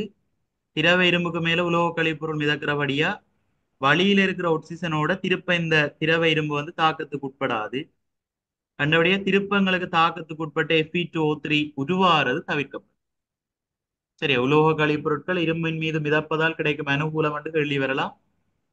அப்படி வந்ததுன்னு சொன்னா என்ன, வழியோட திரவநிலை இரும்பானது வழியோட தாக்கம் அடைந்து அல்லது ஒட்சனோட தாக்கம் அடைந்து மீளவும் Fe2O3 உருவாகிறத தவிர்க்கிறதுக்காக இந்த அமைப்பு உதவி செய்யும்.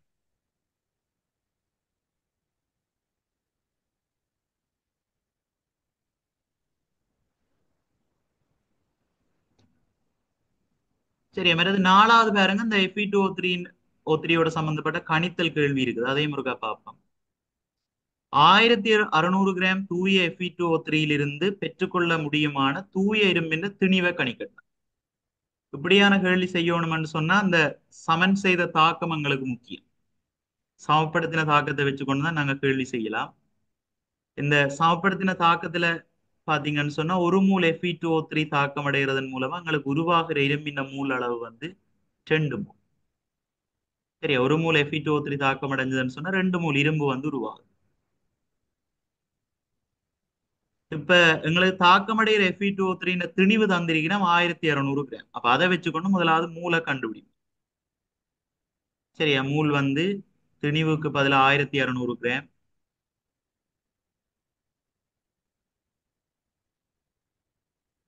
Fe2O3 மூலர் திணிவு கணிக்கோணும். இரும்பின் சாரண திணிவு 56 தந்திருக்கணும். அது 2ஆல பெருக்குவீங்கள். சக ஒட்சன் சாரண திணிவு வந்து 16. ஒட்சன் அணுக்கள் 3 இருக்க போதா 13ஆல பெருக்குவீங்கள். பெருக்கி போட்டு கூட்டி விட்டீங்கன்னு சொன்னா 160 160 கிராம் மூல் -1. சரி, 1600 160ஆல பிரிச்சோம்னு சொன்னால் 10 முறை 10 மூல் வரும். சரியா, ஒரு மூல் Fe2O3 தாக்கமடையக்குள்ள எங்களுக்கு 2 மூல் இரும்பு வரப்போகுது. அப்ப 10 மூல் Fe2O3 தாக்கம் அடைஞ்சதுன்னு சொன்னா அதின் டபுள் மடங்குல இரும்பு வரும். சரி, ஒரு மூல் தாக்கம் அடையக்குள்ள 2 மூல் இரும்பு வருது. அப்ப 10 மூல் தாக்கம் அடைஞ்சதுன்னு சொன்னா 20 மூல் இரும்பு வருது. 20 மூல் இரும்பின திணிவை கணிச்சு விட்டோம்டா. சரி, ஒரு மூல் இரும்பின திணிவு தான் 56.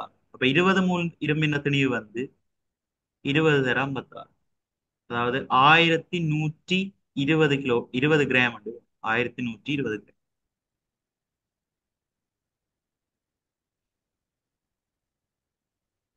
சரியா பிள்ளையா? Okay sir. Okay sir.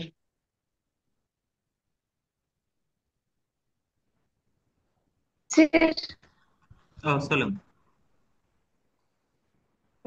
ஆறாவதுல ஏற்பாட்டுல 2வது என்ன விட இது தென்மானமா மினிஸ்ட்ரியா?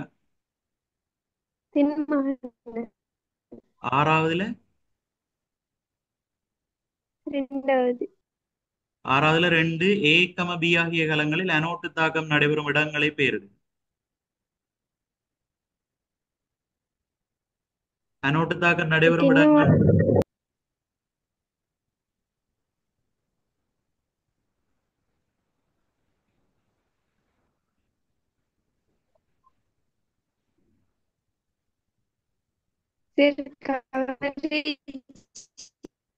ஏயில வந்து அனோட்டு தாக்கம் நடக்கிற இடம்னு சொன்னா இங்க நாகத்துல தான் என்ன நடக்குது. இப்ப நாகத்தட்டு கண்மையில அனோட்டு தாக்கம் நடைபெறும் எழுதுவீங்க ஏயில. பியில வந்து சரியா, பியில வந்து நேர் மின்வாய்க்கரையில நடக்கும். ஏயில நாக மின்வாய்க்கரையில நடக்கும், பியில வந்து நேர் மின்வாய்க்கரையில நடக்கும்.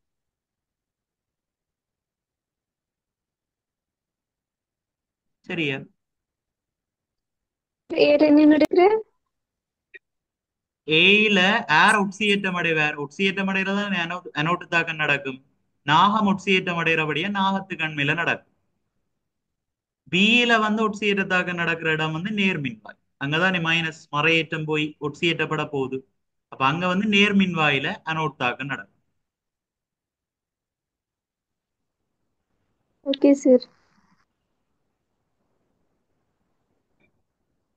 கேள்விக்கு விடைய மட்டும் ஞாபகத்துல வச்சிருக்காங்க பிள்ளைகள். என்ன மாதிரியான அந்த விஷயம், அந்த விளக்கப்படுத்துற அந்த விளக்கம் முக்கியம். ஆரம்பத்துல ஒவ்வொரு கேள்விக்கு முதல் நான் அந்த சொல்லி கொண்டு போற அந்த எண்ணக்கருக்களை விளங்கி வைங்க வடிவம். கேள்வி வந்து இப்ப இந்த பேப்பர்ல இந்த கேள்வி வரலாம், இன்னொரு பேப்பர்ல வேற கேள்வி வரலாம். ஆனா எண்ணக்கருவை நீங்க விளங்கி வச்சீங்கண்டா அதை அப்ளை பண்ணி என்ன கேள்வியும் செய்யலாம். அதுக்கேற்றபடி உங்களை தயார்படுத்திக் கொள்ளும்.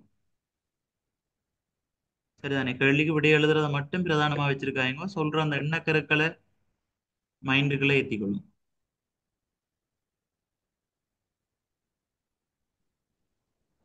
சரியா? மினிஸ்ட்ரியில வந்து இரும்பு பிரித்தெடுப்பல் கேள்வியை பார்ப்போம்க்கா.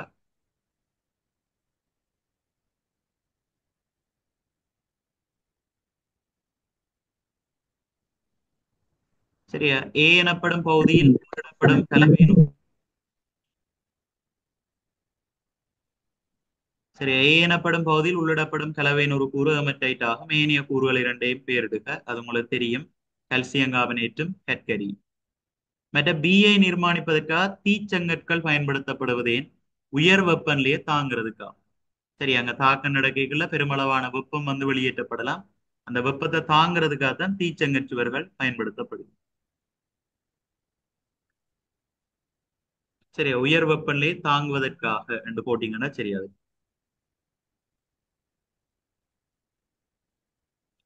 அது மாதிரி 3வது கேள்வியை பாருங்க. சீனூடாக செலுத்தப்படும் வளியின் வெப்பநிலையை விட சி இதனூடாக நாங்கள் சூடான வளியை செலுத்துவோம். மூலப்பொருட்கள் எல்லாம் ஏ மூலமா உள்ளிடுவோம்.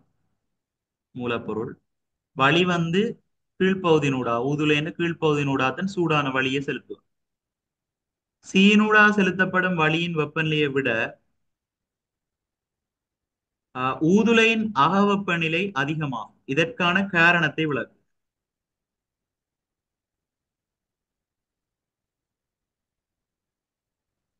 சரி, அதாவது ஊதுலைக்குள்ள தான் பிள்ளைகள் இந்த கற்கரி வந்து தாக்கம் அடையுது. கற்கரி சூடான வளியோட தாக்கம் அடைஞ்சு காவனீர் ஒட்சைட் வருது. அப்படி காவனீர் ஒட்சைட் வரைக்கும் இங்க தகனத்தின் மூலம் காவனீர் ஒட்சைட் வரைக்குள்ள பெருமளவான வெப்பம் வந்து சூழலுக்கு வெளிவிடப்படுது.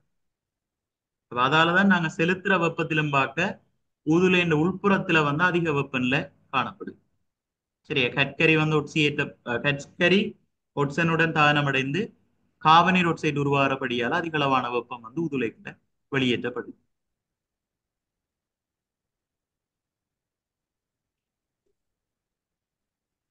அதே மாதிரி அடுத்தது டீகம ஈ ஆகிய பகுதிகளினூடாக அகற்றப்படும் பொருட்களை குறிப்பிடுக.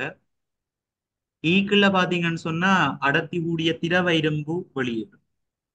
ஆகலும் அடியில வெளியேறது வந்து திரவ இரும்பு, டீக்குள்ள வெளியேறது வந்து உலோக கழிவு. திரவ இரும்புக்கு மேலதான் உலோக கழிவு பொருள் மிதக்கும். சரியா, உலோக கழிவு.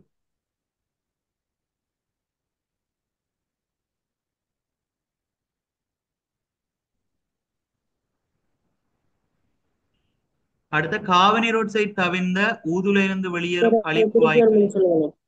சொல்லுங்க என்னது? அது திருப்பி ஒரு முறை சொல்லுங்களேன். 4வது.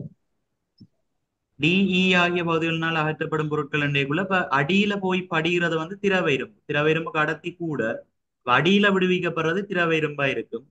திரவ இரும்புக்கு மேல மிதக்கிறது உலோக கழிவு. டீக்குள்ளால வாரது உலோக கழிவு, அடியில உள்ள ஈ வந்து திரவ இரும்பு. Okay sir, thank you. அப்படி உலோக கழிவு மிதக்கிறது நன்மை சொன்னான் முதல்ல, ஞாபகம் இருக்கா? திரவ இரும்புக்கு மேல உலோக கழிவு மிதக்கிறதால என்ன நன்மை ஏற்படும் என்றது சொன்னான். இது பிள்ளைகள் திரவ இரும்பு அதிக வெப்பநிலையில் இருக்கறதுனால வலியுடன் தாக்கமுறுவதை தவிர்க்கிறதுக்காக தானே சார்?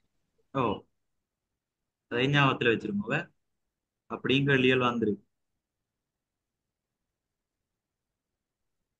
அடுத்த பாருங்க, காபனீர் ஒட்சைடு தவிர ஊதுலையிலிருந்து வெளியேறும் கழிவு வாயுக்களில் காணப்படும் பாதகம் விளைவிக்கக்கூடிய வாயு ஒன்றை குறிப்பிடுது.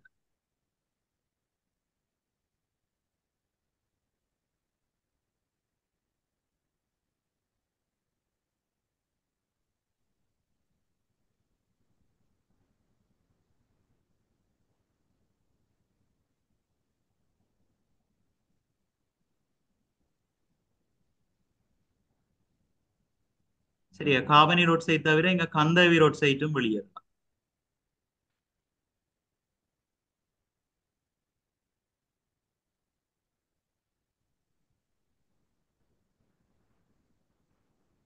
அடுத்தது அங்க பார்த்த மாதிரி ஒரு கணக்கு பகுதி. காபனோர் ஒட்சைடு இதுல பாருங்க தாக்கம் தந்திருக்கணும். காபனோர் ஒட்சைடினால் இரும்புத்தாதில் உள்ள ஏமடைட் தாழ்த்தப்படும். அதனுடன் தொடர்புடைய சமன்பாடு தரப்பட்டிருக்குது. பயன்படுத்தப்படும் ஏமடைட் கலவையிலிருந்து 56 கிலோகிராம் இரும்பை உற்பத்தி செய்யலாம் எனின் அவ்விரும்பு தாது கலவையில் இருக்கும் Fe2O3 திணிவை காணலாம்.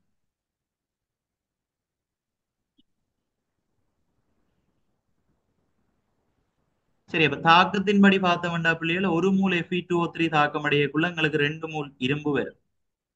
ஒரு மூல் Fe2O3 அண்டைக்குள்ள 160 கிராம். சரியா, 160 கிராம் தாக்கம் அடைஞ்சதுன்னு சொன்னால் எங்களுக்கு வந்து 2 மூல் இரும்பு, அதாவது ஒரு மூல் இரும்பின திணிவு 56, அப்ப 2 மூல் இரும்பின திணிவு வந்து 112 கிராம் வரும்.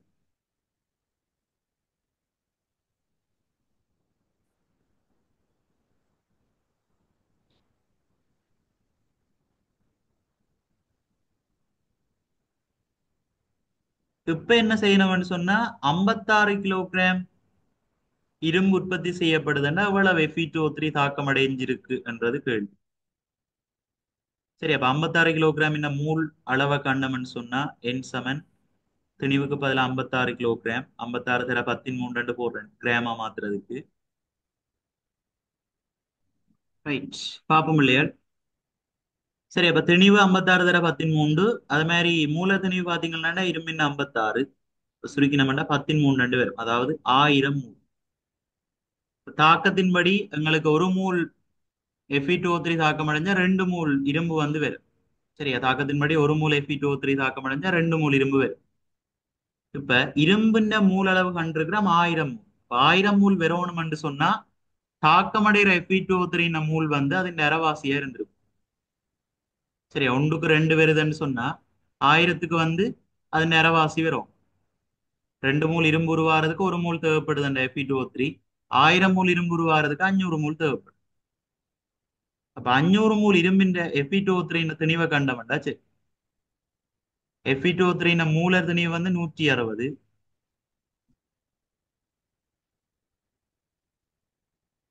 சரி, Fe2O3 மூல திணிவு 160. ஆகவே 500 மூல் இந்த திணிவை பார்த்தவன் சொன்னா 3 சைவரம் 5 16 பிரிக்கினா 80,000 என்று வரும். 80,000 கிராம் கிலோகிராம்ல சொன்னவன் சொன்னா 80 கிலோகிராம் என்று வரும்.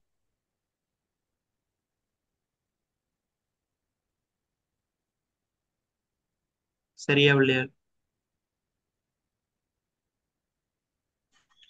Okay sir.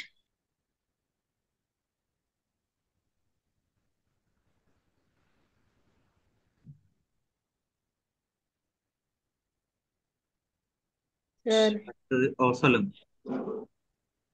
இந்த இந்த கேள்வியில இந்த மூணாவதுக்கு என்ன வரணும் சொல்லுங்களே. மூன்றாவது சீனூடா செலுத்தப்படும் வளியின் வெப்பநிலையை விட ஊதுலையின் அக வெப்பநிலை அதிகம். இதற்கான காரணம் வண்டிக்குள்ள கார்பன் கற்கரி வந்து கற்கரி ஒட்சனுடன் தாக்கமடைந்து அதிக அளவான வெப்பம் வெளியேறும். Okay sir.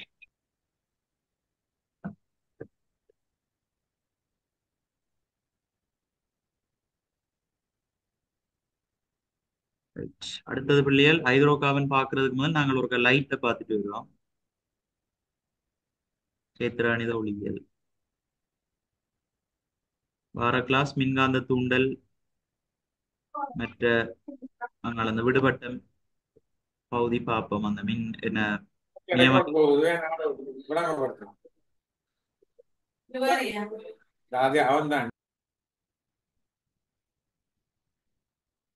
சரி, அதுல தென் மாகாணத்துல பி பாட்டை பாருங்க பிள்ளைகள்.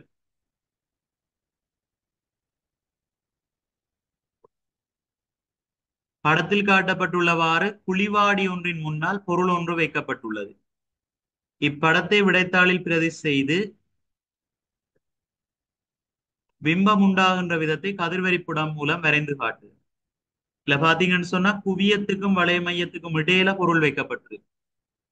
சரியா, குவியத்துக்கும் வளைய மையத்துக்கும் இடையில பொருள் வைக்கப்பட்டிருக்குது. நாங்க கதிர்வரிப்படம் கீற வேணும்னு சொன்னா குறைஞ்சபட்சம் 2 கதிர்களை பயன்படுத்த வேணும். ஒன்று தலைமையச்சுக்கு சமாந்தரமா போற கதிர், சரிதானே, ஆடியில பட்டு தலைமையச்சுக்கு சமாந்தரமா போற கதிர் வந்து ஆடியில பட்டு குவியத்தின் ஊடாக போகும். சரி, எந்த ஒரு கதிரை பயன்படுத்துறோம்?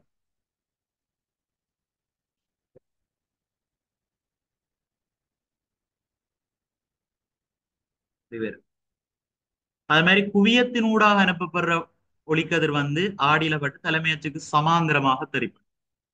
அல்லது வளைய மையத்தினூட அனுப்பப்படுறதையும் பயன்படுத்தலாம். வளைய மையத்தினூட அனுப்பினோம் என்று சொன்னா ஆடியில பட்டு அதே திசையில தெரிப்படை. சரியா, நாங்க இங்க குவியத்தினூட அனுப்பப்படுறதை எடுக்கிறேன். குவியத்தினூடா போறது வந்து ஆடியில பட்டு தலைமை அச்சுக்கு சமாந்தரமாக தெரிப்படை.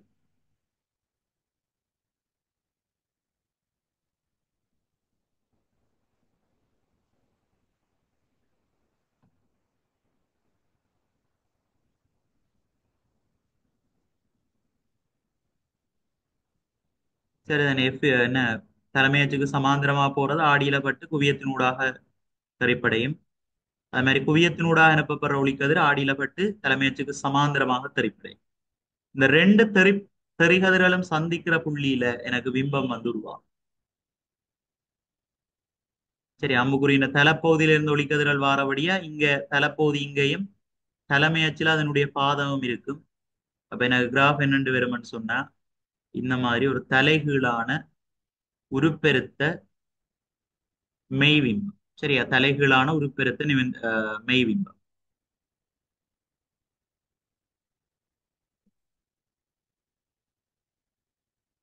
வரைஞ்சிட்டோம். அடுத்தது உருவார பிம்பத்தின் இயல்புகள் பார்த்தா பொருளும் பார்க்க பெரியது. அப்ப உருப்பெருத்தது தலைகீழானது மெய்விம்பம். ஆடியில வந்து இப்போ திரையில விழுத்தக்கூடிய மாதிரி இருந்தா, அதாவது ஆடியில பொருள் வைக்கப்பட்ட அதே திசையில எங்களுக்கு பிம்பம் உருவாகமா இருந்தா அது வந்து மெய்விம்பம்.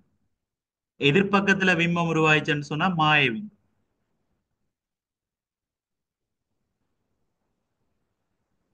மற்றது ஆடிகள்ல நடக்கிறது வந்து ஒளித்தெறிப்பு தான் நடக்கும். வில்லைகள்ல வந்து ஒளி முறிவு நடக்கும். சரியா, மேலே கூறப்பட்ட சந்தர்ப்பத்தில் நடைபெறுவது ஒளி முறிவா ஒளித்தெறிப்பாண்டா இது ஒரு ஆடி. ஆடியில நடக்கிறது வந்து ஒளித்தெறிப்பாக இருக்கும். ஒளித்தெறிப்பு.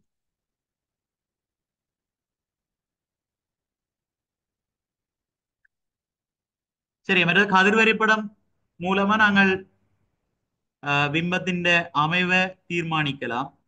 அது மாதிரி குழிவாடியில வந்து எங்கெங்க பொருள் வைக்கப்பட்ட எங்கெங்க பிம்பம் உருவாகும்ன்றதை நாங்க நினைவுபடுத்தி வச்சிருக்கலாம் சிம்பிளான மெத்தட். சரி, அதாவது ஒரு குழிவாடிக்கு முன்னால பிள்ளைகள் பொருளை நாங்க கொண்டு போனமா இருந்தா, சரி அது ஒரு குழிவாடி என்று வைப்போம். இது குவியம் எஃப், இது வளைய மையம் சி. நான் முடிவிலி தூரத்திலிருந்து குழிவாடியை நோக்கி பொருளை கொண்டு போறேன். அப்படி கொண்டு போனேன்னு சொன்னா பிம்பம் வந்து என்ன நோக்கி வரும்னு ஞாபகத்துல வச்சிருக்கோம். உதாரணமா முடிவிலி தூரத்துல, அதாவது மிக தொலைவில பொருள் வைக்கப்பட்டிருக்கக்குள்ள எனக்கு பிம்பம் வந்து எஃபில உருவாகும். உருச்சிருத்த தலைகீழான மெய்வி. சிக்கு வெளியில பொருளை வச்சனாக இருந்தா பிம்பம் கொஞ்சம் முன்னுக்கு நகரும். எஃப்க்கும் சிக்கும் இடையில உருவாகும். அங்கேயும் உருச்சிருத்த தலைகீழான மெய்பிம்பம் தான் உருவாகும். சியில நான், அதாவது வளைய மையத்துல பொருளை வச்சனாக இருந்தா எனக்கு பிம்பம் சியிலேயே உருவாகும். பொருள் அளவான பிம்பமாக இருக்கும். பொருள்ட பெருமனுக்கு சமனான பிம்பமாக இருக்கும். தலைகீழானது மெய்பிம்பம். அது மாதிரி பொருளை எஃப்க்கும் சிக்கும் இடையில கொண்டு போனேன்னு சொன்னா எனக்கு இங்க உருவான மாதிரி உருப்பெருத்த நிமிர்ந்த உருப்பெருத்த தலைகீழான மெய்பிம்பம் உருவாகும். அது மாதிரி பொருளை எஃப்க்கு கிட்ட கொண்டு போனேன்டா, எஃப்ல வச்சேன்னு சொன்னா எனக்கு முடிவிலி தூரத்துல உருப்பெருத்த தலைகீழான மெய்பிம்பம் உருவாகும். அது மாதிரி ஆடின முனைவுக்கும் எஃப்க்கும் இடையில பொருளை கொண்டு போனா இருந்தா எனக்கு எதிர்பக்கத்துல நிமிர்ந்த உருப்பெருத்த மாய பிம்பம் கிடைக்கும். சரி, அதாவது முனைவுக்கும் குவியத்துக்கும் இடையில பொருள் வைக்கப்படுக மாத்திரம் குழிவாடிகள்ல நாங்கள் மாய பிம்பத்தை பெற்றுக்கொள்ள முடியும். சரி, எது சுகமா ஞாபகம் வச்சிருக்கிற மெதட். நீங்க கதிர்வரிப்படம் கீறி செய்ய வேண்டிய கட்டங்கள்ல கதிர்வரிப்படம் தான் கீற வேணும். ஆனா இந்த சுகமா நாங்கள் எம்சிக்கு அதுகளுக்கு கேட்டுதுன்னு சொன்னா அதை கண்டுபிடிக்கிறதுக்கு இதை பயன்படுத்தி கொள்ளலாம். ஆடிய நோக்கி பொருளை கொண்டு வரைக்குள்ள பொருளால உருவாக்குற பிம்பம் விலத்தி கொண்டு போகும்ன்றதை ஞாபகத்துல வச்சிருக்கோம். இதுக்கு சமனான பிம்பத்தை வந்து, சரியா, குழிவாடிக்கு சமனான பிம்பத்தை வந்து குவிவு வில்லையிலையும் பெற்றுக்கொள்ள முடியும். ரெண்டும் வேற வேற எண்ணக்கருக்கெல்லாம் இங்க வந்து ஒளி தரிப்பு நடக்கும், வில்லையில ஒளி முறிவு நடக்கும். மற்றபடி உருவாகிற பிம்பத்தின் இயல்புகள் பாத்தீங்கன்னு சொன்னா இதோட ஒத்துப்போம். அது மாதிரி குவிவாடிய குழிவு வில்லையோட ஒப்பிடலாம். குவிவாடிக்கு முன்னாலே பொருளை எந்த தூரத்துல வச்சாலும் எங்களுக்கு உருச்சிருத்த நிமிர்ந்த மாய பிம்பம் தான் கிடைக்க போகுது. அது மாதிரி குழிவு வில்லைக்கு முன்னால பொருளை எங்க வச்சாலும் உருச்சிருத்த நிமிர்ந்த மாய பிம்பம் தான் கிடைக்கும்.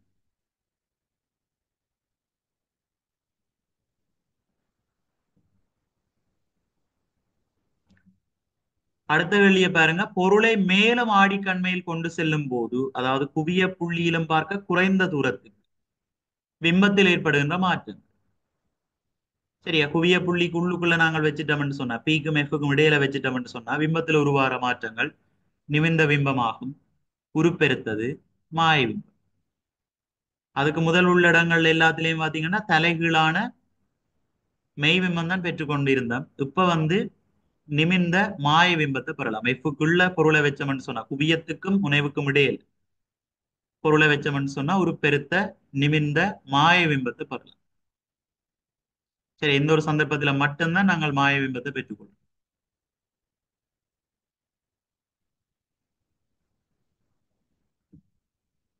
அது மாதிரி அடுத்த கேள்வி பாருங்க. மேலே நாளில் நீர் குறிப்பிட்ட இயல்புகளை கொண்ட பிம்பம் ஒன்று உண்டாவதற்கு குவிவு வில்லை ஒன்றை பயன்படுத்துவதாயின் குவிவு வில்லையின் முன்னால் எத்தானத்தில் பொருள் வைக்கப்பட வேண்டும்.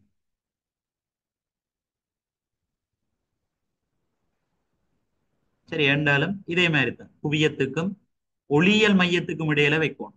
ஆடிகள்ல நாங்கள் முனைவண்டு கதைக்கிற மாதிரி வில்லைகள்ல வந்து குழிவு வில்லைகள்ல வந்து ஒளியியல் மையம் என்று சொல்லுவோம். இந்த வில்லைன்ற மைய புள்ளிய ஒளியியல் மையம் ஒவ்வொன்று குறிப்பா.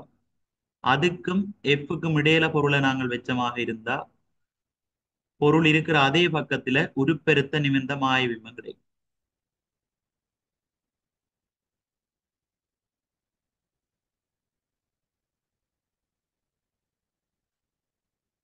அதே மாதிரி அடுத்த குழிவாடிகள் பயன்படுத்தக்கூடிய சந்தர்ப்பங்கள், அது பல் வைத்தியர்கள் பற்களை சோதிக்கிறதுக்கு பயன்படுத்துவினா. அதே மாதிரி அந்த முகச்சவரம் செய்யறதுக்கான ஆடிகள்ல பயன்படுத்தப்படுது. மற்ற சூரிய தொலைக்காட்டிகள்ல பயன்படுத்தப்படுது, சூரிய அடுப்புகள்ல பயன்படுத்தப்படுது. அப்படியான பயன்பாடுகளை கொடுத்தீங்கன்னா சரி.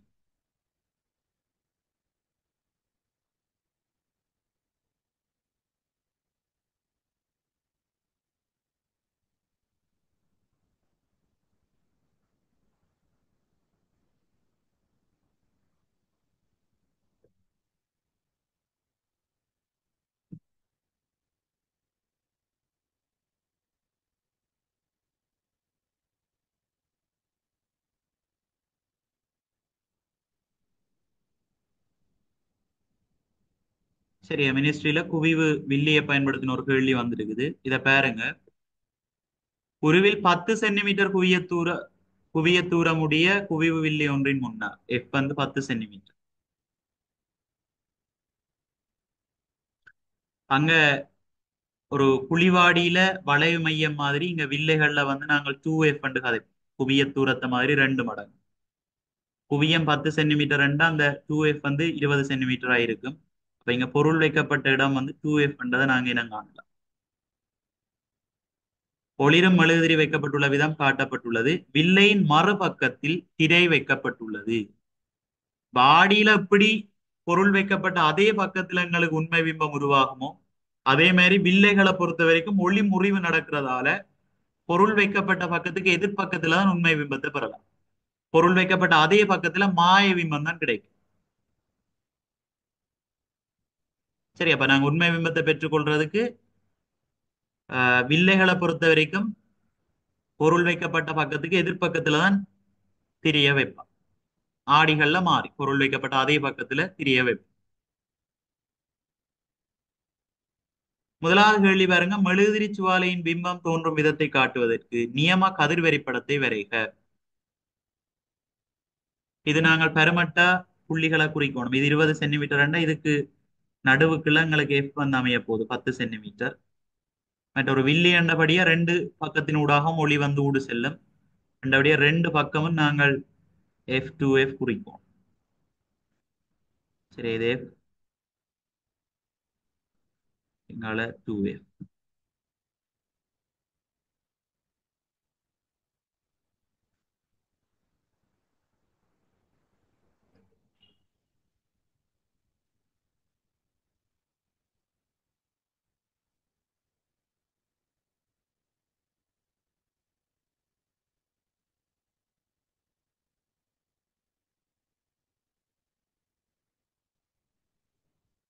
இதுல பாத்தீங்கன்னு சொன்னா தலைமையச்சுக்கு சமாந்தரமா வாரது குழிவாடிய மாதிரியே இதே ஞாபகத்துல வச்சிருக்கலாம். தலைமையச்சுக்கு சமாந்தரமா வார ஒளிக்கதிர் ஆடியில பட்டு குவியத்தினூடாக போகும். இங்க ஒளி முறிவண்டபடியே எதிர்பக்கத்தில் உள்ள குவியத்தினூடாக போற மாதிரி காட்டுவீங்க.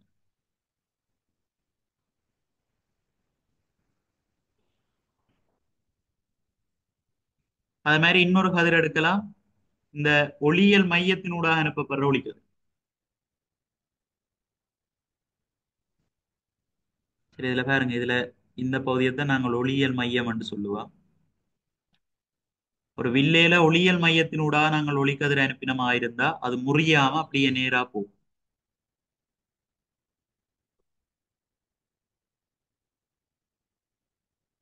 சரியா, முறியாம அப்படியே நேரா போகும்.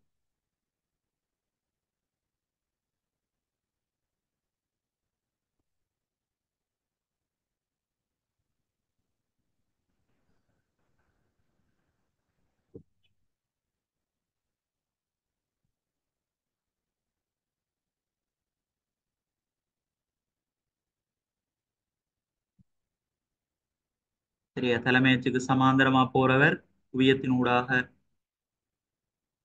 வில்லையில பட்டு முறிஞ்சு குவியத்தினூடாக போகும். அது மாதிரி ஒளியியல் மையத்தினூடாக அனுப்பப்படுற ஒளிக்கதிர் வந்து முறிவடையாம நேராக போகும். இந்த 2 கதிர்களும் இந்த 2 தறி கதிர்களும் சந்திக்கிற இடத்துல எங்களுக்கு பிம்பம் உருவாகும். பாத்தீங்கன்னு சொன்னா சரியா சரியான முறையில ஹீரோமா இருந்தா 2Fலயே எங்களுக்கு இப்போ பிம்பம் வந்து வரும். சரியா 2Fல பொருளை வச்சோம்னு சொன்னா எங்களுக்கு பிம்பம் உருவாகிற இடமும் 2F தான் இருக்கு. சரியா 2Fல பொருள் அளவான உண்மையான தலைகீழான பிம்பத்தை பார்க்கலாம். சரியா வளைய மையத்துல எப்படி சியில பொருளை வச்சோம்னு சொன்னா சியிலேயே எங்களுக்கு பிம்பம் கிடைக்குதோ அதே மாதிரி வில்லைகளை பொறுத்த வரைக்கும் இந்த குவிவு வில்லையில 2Fல பொருளை வச்சோம்னு சொன்னா எங்களுக்கு 2Fலயே பொருள் அளவான உண்மையான தலைகீழான பிம்பம் வந்து கிடைக்கும்.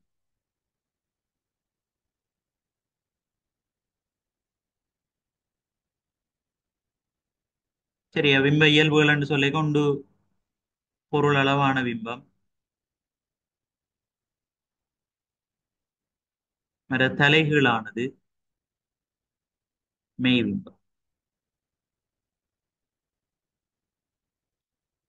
அடுத்த வருங்க இவ்விலையில் தோன்றும் பிம்பத்துக்கு சமனான பிம்பத்தை பெறுவதற்கு பயன்படுத்தக்கூடிய ஆடி வகை குழிவாடியும் குவிவு வில்லையும் கொண்டு கொண்டு சமானம் என்று சொன்னார்.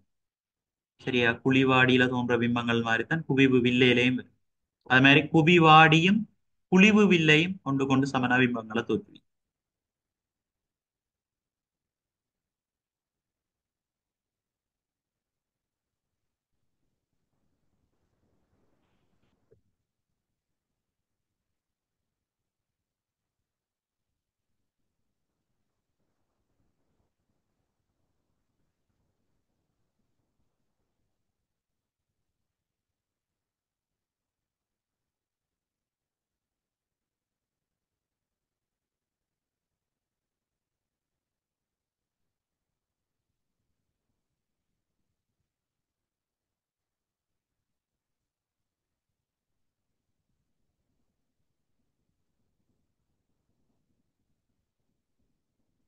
ரைட் அடுத்து இந்த ஐதரோகாவன்கள் தொடர்பான கேள்வி ஒருக்கா பார்ப்போம் இல்லையா. இயற்கை ரப்பர் என்பது ஒரு கல்போதியம் ஆகும். இயற்கை ரப்பரில் காணப்படுகின்ற பௌதிக இயல்பு ஒன்றை குறிப்பிடுது. அப்ப இயற்கை ரப்பர்ல வந்து வன்மத்தன்மை குறைவாயும் மீள்தன்மை அதிகமாகவும் காணப்படும். சரியா இயற்கை ரப்பர்ல காணப்படுகின்ற பௌதிக இயல்பு நான் சாதாரணமா உற்பத்தி பொருட்களாக்கிக்குள்ள இயற்கை ரப்பரை அப்படியே பயன்படுத்த மாட்டோம்.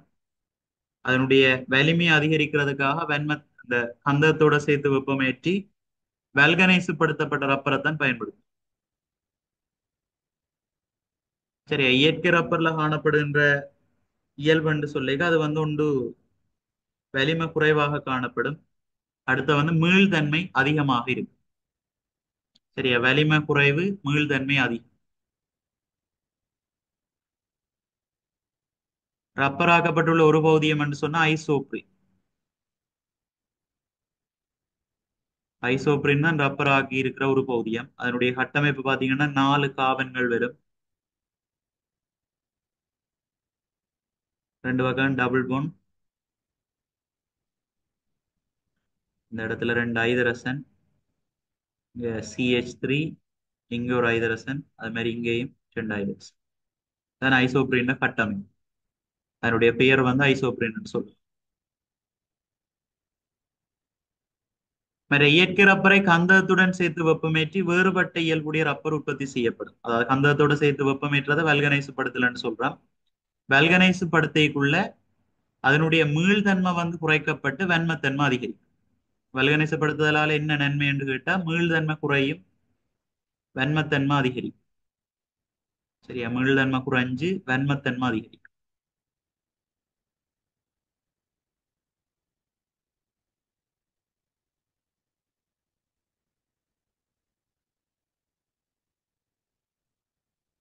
இது பௌதிக ரீதியான வேறுபாடு. மீள்தன்மை குறைஞ்சு வன்மத்தன்மை அதிகரிக்கிறது. அதே மாதிரி கட்டமைப்பில் ஏற்படுகின்ற வேறுபாடுன்னு சொல்லிக்க இப்ப இயற்கை ரப்பர் வந்து ஒரு நேர்கோட்டு பல்போதியம்.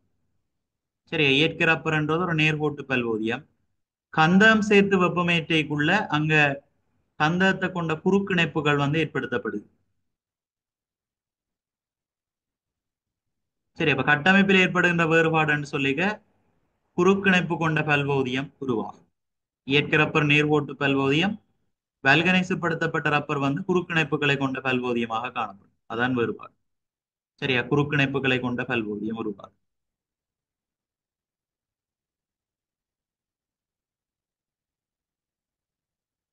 குறுக்கிணைப்பு கொண்ட பல்வோதியம் உருவாகுது.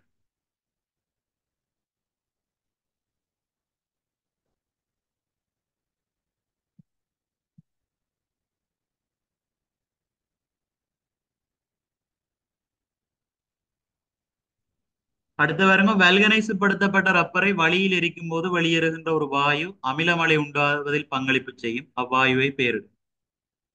வல்கனைசுப்படுத்தப்பட்ட ரப்பர்ல கந்தகம் இருக்கும். அது ஒட்சியனோட தாக்கமடைய SO2 உருவாகும்.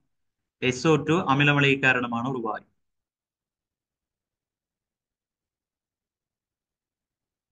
அடுத்த செயற்கை பல்வோதியம் ஒன்றையும் அதன் பயன்பாடு ஒன்றையும் குறிப்பிடு. இப்ப செயற்கை பல்வோதியங்கள்ல வந்து எதின் இருக்குது முதன்மையா.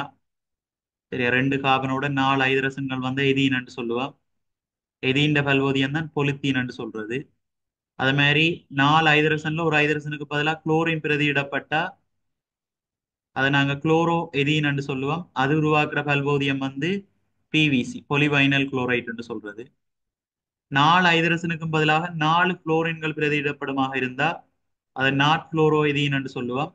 அது உருவாக்குற பல்வோதியம் வந்து டெஃப்லோன் என்று சொல்றோம். சரி, அப்போ ஒன்று பொலித்தீன், அடுத்து வந்து PVC பொலிவைனல் குளோரைட், மற்றது வந்து டெஃப்லோன். இப்போ இதுல ஏதாவது ஒரு செயற்கை பல்வோதியத்தை கொடுத்து அதன் பயன்பாட்டையும் எழுதினீங்கன்னா சரி. PVC என நீர்க்குழாய்கள் அமைக்கிறதுக்கு பயன்படுத்துறோம். பொலித்தீன் பையன்றது வந்து அந்த பொருட்கள் அதில் கொள்வனவு செய்ய பயன்படுத்தி கொள்றோம். அது மாதிரி டெஃப்லோன்ன்றது வந்து அந்த நான்ஸ்டிக் பாத்திரங்கள தயாரிப்பில் பயன்படுத்தி கொள்றோம். அப்படி நீங்க எழுதுறத பொறுத்து பயன்பாடுகளை போட்டுக்கொண்டீங்கன்னா ஓகே.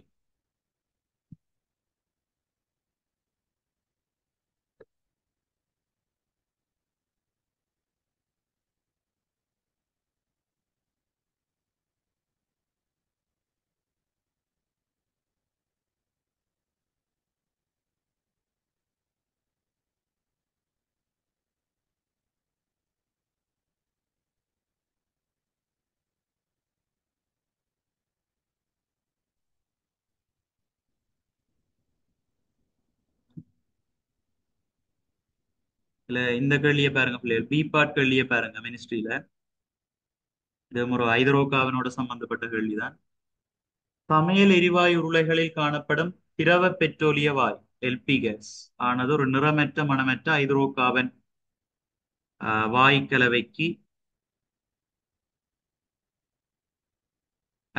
வாயுக்கலவைக்கு மேகப்டன் எனப்படும் மணமுள்ள ரசாயன சேர்வை கலக்கப்பட்டு தயாரிக்கப்பட்ட வாயுக்கலவை ஆகும்.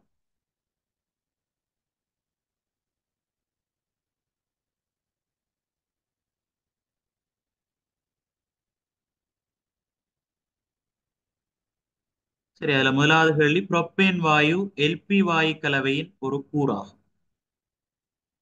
சரியா, புரோப்பேன்ன்றது வந்து 3 கார்பனை கொண்ட ஒரு ஹைட்ரோகார்பன். அது வந்து LP வாயு கலவையின் ஒரு பிரதான கூறாக காணப்படுது. அதோட LP வாயுவில் அடங்கியுள்ள மற்ற வாயுவை குறிப்பிடு.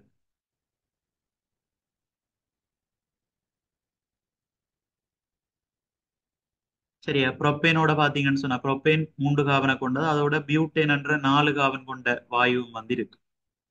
சரி, LP வாயுவில் இருக்கிறது வந்து புரோப்பேனோட பியூட்டேனும் இருக்கு.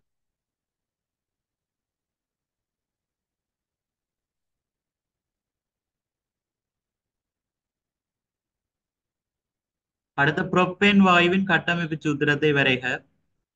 இந்த புரோப்பேன் எல்லாமே பாத்தீங்கன்னா அட்கேன்கள். அப்ப ஒற்றை பிணைப்புகள் தான் இருக்கு. புரோப்பேன் வாயுல 3 கார்பன் இருக்க வேணும். இப்போ 3 கார்பனை காட்டுவீங்க. மிச்சம் எல்லாத்துக்கும் ஹைட்ரஜனை போட்டு விட்டீங்கன்னா சரி, கட்டமைப்பு சூத்திரம் வந்தபடி இந்த மாதிரி எழுதிக்கலாம். சரியா, கார்பன்ல மேக்சிமம் 4 பிணைப்புகள் வர வேணும். புரோப்பேன் என்றபடியா 3 கார்பன். மிச்ச இடங்கள்ல ஹைட்ரஜனை போட்டு நிரப்பி விட்டீங்கன்னா சரி, அதான் புரோப்பேன் கட்டமைப்பு சூத்திரம். இதே ரசாயன சூத்திரம் என்று கேட்டா C3H8 என்று போட்டா அது புரோப்பேன் ரசாயன சூத்திரம். கட்டமைப்பு சூத்திரம் என்றபடி இந்த மாதிரி எழுதிக்கலாம்.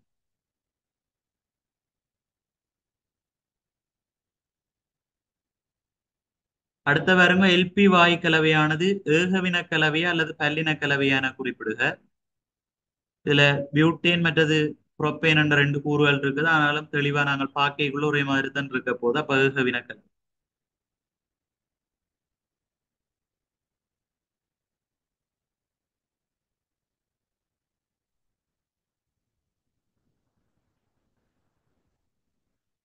அடுத்த பாருங்கோ எல்பி வாயு கலவையுடன் மேகப்டன் கலப்பதனால் கிடைக்கும் அனுகூலங்கள். இப்ப சாதாரணமா இந்த புரோப்பேன் பியூட்டேனை பொறுத்த வரைக்கும் அது நிறமற்ற மணமற்ற வாயு. அப்ப லீக் ஆயிடுச்சுன்னு சொன்னா எங்களுக்கு தெரியாது. ஆனா இந்த மனமுள்ள ரசாயன சேர்வை சேர்க்கிறபடியால தற்செயலா கேஸ் வந்து லீக் ஆகுதுன்னு சொன்னா எங்களால இலவா இனங்கண்டு கொள்ளக்கூடியதா இருக்கு. அதான் கிடைக்கிற அனுகூலம். சரியா, வாயு கசிவு ஏற்படைக்குள்ள அதை அறிஞ்சு கொள்ளக்கூடிய மாதிரி இருக்கு. வாயு கசிவை இனங்கண்டு கொள்ளக்கூடியதாக இருத்தல் அதான் அனுகூலம்.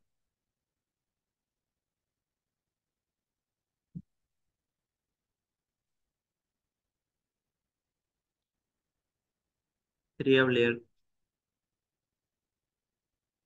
சார் வாயு கசிவை வாயு கசிவை இனங்காண உதவியாக இருக்கு.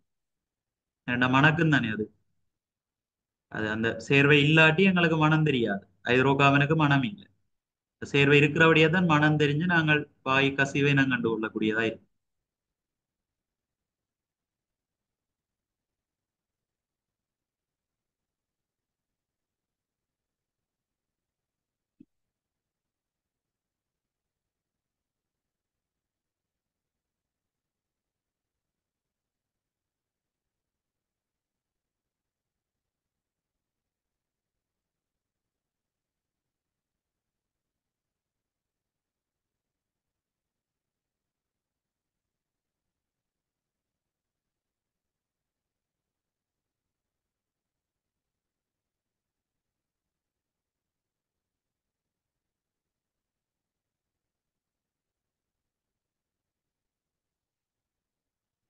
அதோட இந்த நொதியங்கள் சம்பந்தப்பட்ட இந்த கேள்வி ஒருக்கா பாருங்க பிள்ளைகள். தென் மாகாணத்துல அந்த முதலாவது கேள்வியில டீப்பா அங்கினுள் நிகழ்கின்ற உயிர் ரசாயன செயற்பாட்டின் கதியை அதிகரிக்க செய்வதற்கு தேவையான அங்கினால் உற்பத்தி செய்யப்படுகின்ற விசேடமான புரதங்களை நொதியங்கள் என்று சொல்றோம். நொதியத்தில் காணப்படுகின்ற மூலகங்கள். நொதியங்கள் அண்டைக்குள்ள நொதியம் எல்லாமே புரதங்களா தான் இருக்கும். புரதத்தில் இருக்கிற மூலகங்கள் எழுதி விட்டீங்கன்னா சரி. கார்பன், ஐதரசன், ஒட்சிசன், நைதரசன் முக்கியமா இருக்கு. சில புரதங்கள்ல மட்டும்தான் கந்தகம் இருக்கும். கார்பன், ஐதரசன், ஒட்சிசன், நைதரசன் கட்டாயம் எல்லா புரதங்கள்லையும் காணப்படும்.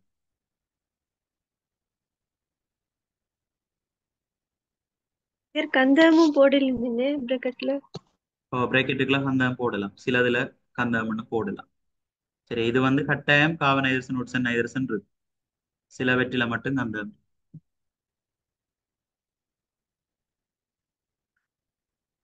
அடுத்த பாருங்க, மாப்பொருள் கரைசலுக்கு அமிலேஸ் நொதியத்தை சேர்த்து நன்றாக கலக்கி 20 நிமிடங்களின் பின்னர் அதன் சிறிதளவை எடுத்து ஐடின் கரைசல் இடப்பட்டது. மாப்பொருளுக்கு வந்து நாங்க அமிலேஸ் சேர்த்தோம்னு சொன்னா அமிலேஸ்ன்றது ஒரு நொதியம்.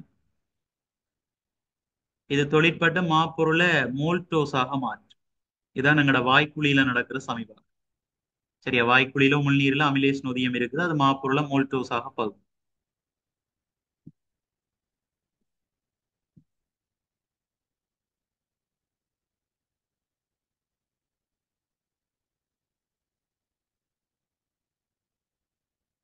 இதுல கேள்வியை பாருங்க. ஏ என்றது அயடின் சேர்க்கப்பட்ட பின்னர் கிடைக்கின்ற நிறம். சரி, அயடின் சேர்க்கப்பட்ட பிறகு கிடைக்கிற நிறம் வந்து எங்களுக்கு மாப்பொருள் இருக்கைக்குள்ள மாப்பொருள் முன்னிலையில அயடின் கரைசல் வந்து கரைநீல நிற மாற்றத்தை கொடுக்கும். ஆனா அமிலேஸ் தொழிற்பட்டு மோல்டோஸ் உருவாயிச்சுன்னு சொன்னா அங்க ஒரு மாற்றமும் வராது. அப்ப அயடின் சேர்த்தோம்னு சொன்னா அயடின் கரைசல் நிறம் தான் எங்களுக்கு கிடைக்கும். செங்கவில நிறம். சரியா, செங்கவில நிறமாக காணப்படும். அல்லது நிறமாற்றம் ஏற்படாது கண்டு போட்டா சரியாது. அவதானிப்பு ஏற்படுவதற்கான காரணம் வந்து குறிப்பிட்ட கலவையில மாப்பொருள் காணப்படாமை அல்லது மாப்பொருள் மோல்டோஸாக மாறியமை. சரியா, குறிப்பிட்ட கலவையில மாப்பொருள் காணப்படாமை. மாப்பொருள் இருந்தா தான் கருநீல நிறம் கிடைக்கும். சரியா, குறிப்பிட்ட கலவையில் மாப்பொருள் இன்மை என்று போடும்.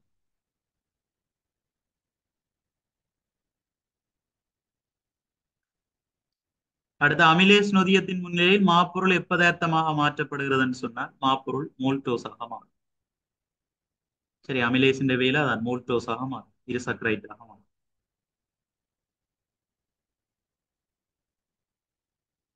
சமிபாட்டு தொகுதியின் சிறுகுடலினால் உற்பத்தியாக்கப்படுகின்ற நொதியங்கள் ரெண்டு தருக. இப்ப குடச்சாறுன்னு சொல்லி அந்த குடச்சாறுல வந்து மோல்டோஸ நீர்ப்பகுப்பு படைய செய்கின்ற மோல்டேஸ் நொதியம் இருக்குது. அது மாதிரி சுக்ரோஸ நீர்ப்பகுப்பு படைய செய்கிற சுக்கிரேஸ் இருக்குது. லக்டோஸ் என்ற இருசக்கரைட்டை நீர்ப்பகுப்பு படைய செய்ய லக்டேஸ் இருக்குது. அதோட புரத புரதத்தின் பகுதியான சமிபாட்டு விளைபொருளா இருக்கிற பல்பெப்டைட்டை உடைக்கிறதுக்கு, பல்பெப்டைட் அமினோ அமிலமாக மாத்துறதுக்கு பெப்திடேஸ் என்ற நொதியம் இருக்கு. இவ்வளவு புடச்சாறு சுரக்கிற நொதியம். சரியா? மோல்டேஸ், சுக்ரேஸ், லக்டேஸ், பெப்திடேஸ் இவ்வளவு புடச்சாறுல காணப்படுற நொதியங்களா இருக்கு.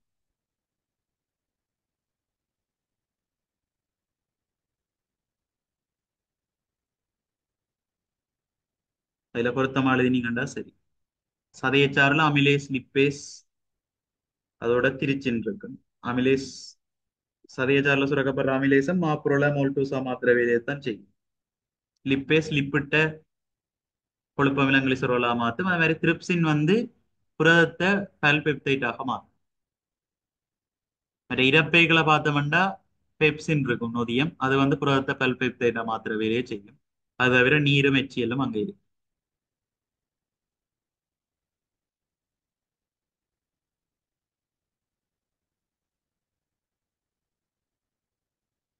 சரியா பிள்ளைகள்? வளம் மண்டேக்கு பார்க்க வேண்டிய விஷயங்கள். நாளையான் இதுல வகுப்புல மின்காந்த தூண்டல், எலக்ட்ரானிக் சம்பந்தப்பட்ட கேள்வி அதுகள் ஒருக்கா பார்ப்போம். சரியா? மற்ற இந்த நிலை மாற்றிகள் அதுல வர அந்த மின்காந்த வியல் சம்பந்தப்பட்ட கேள்வி எல்லாமே பார்ப்போம். மற்ற இந்த தாவர இனப்பெருக்கம், பாரம்பரியம் அது சம்பந்தப்பட்ட கேள்வியும் பார்ப்போம். தாவர இனப்பெருக்கம், விலங்கு பாவாடு அதெல்லாம் இந்த முறை எதிர்பார்க்கப்படுற பகுதியா இருக்கு. அதுக்குள்ள இருக்கிற கேள்விகளும் பார்ப்போம். மற்ற இந்த கலவையில வர நியம கரைசல் தயாரிப்பு கலவை சம்பந்தப்பட்ட கேள்வி. சரி, எவ்வளத்தையும் நாளைய வகுப்புல நாங்கள் பார்ப்போம். நாளைக்கு கிளாஸ் சீக்கிரம். ஓ, சாரி, நாளைக்கு இல்ல பிள்ளைகள், திங்கட்கிழமை திங்கள் 7 தொடக்கம் 9 வரைக்கும் நடக்கும்.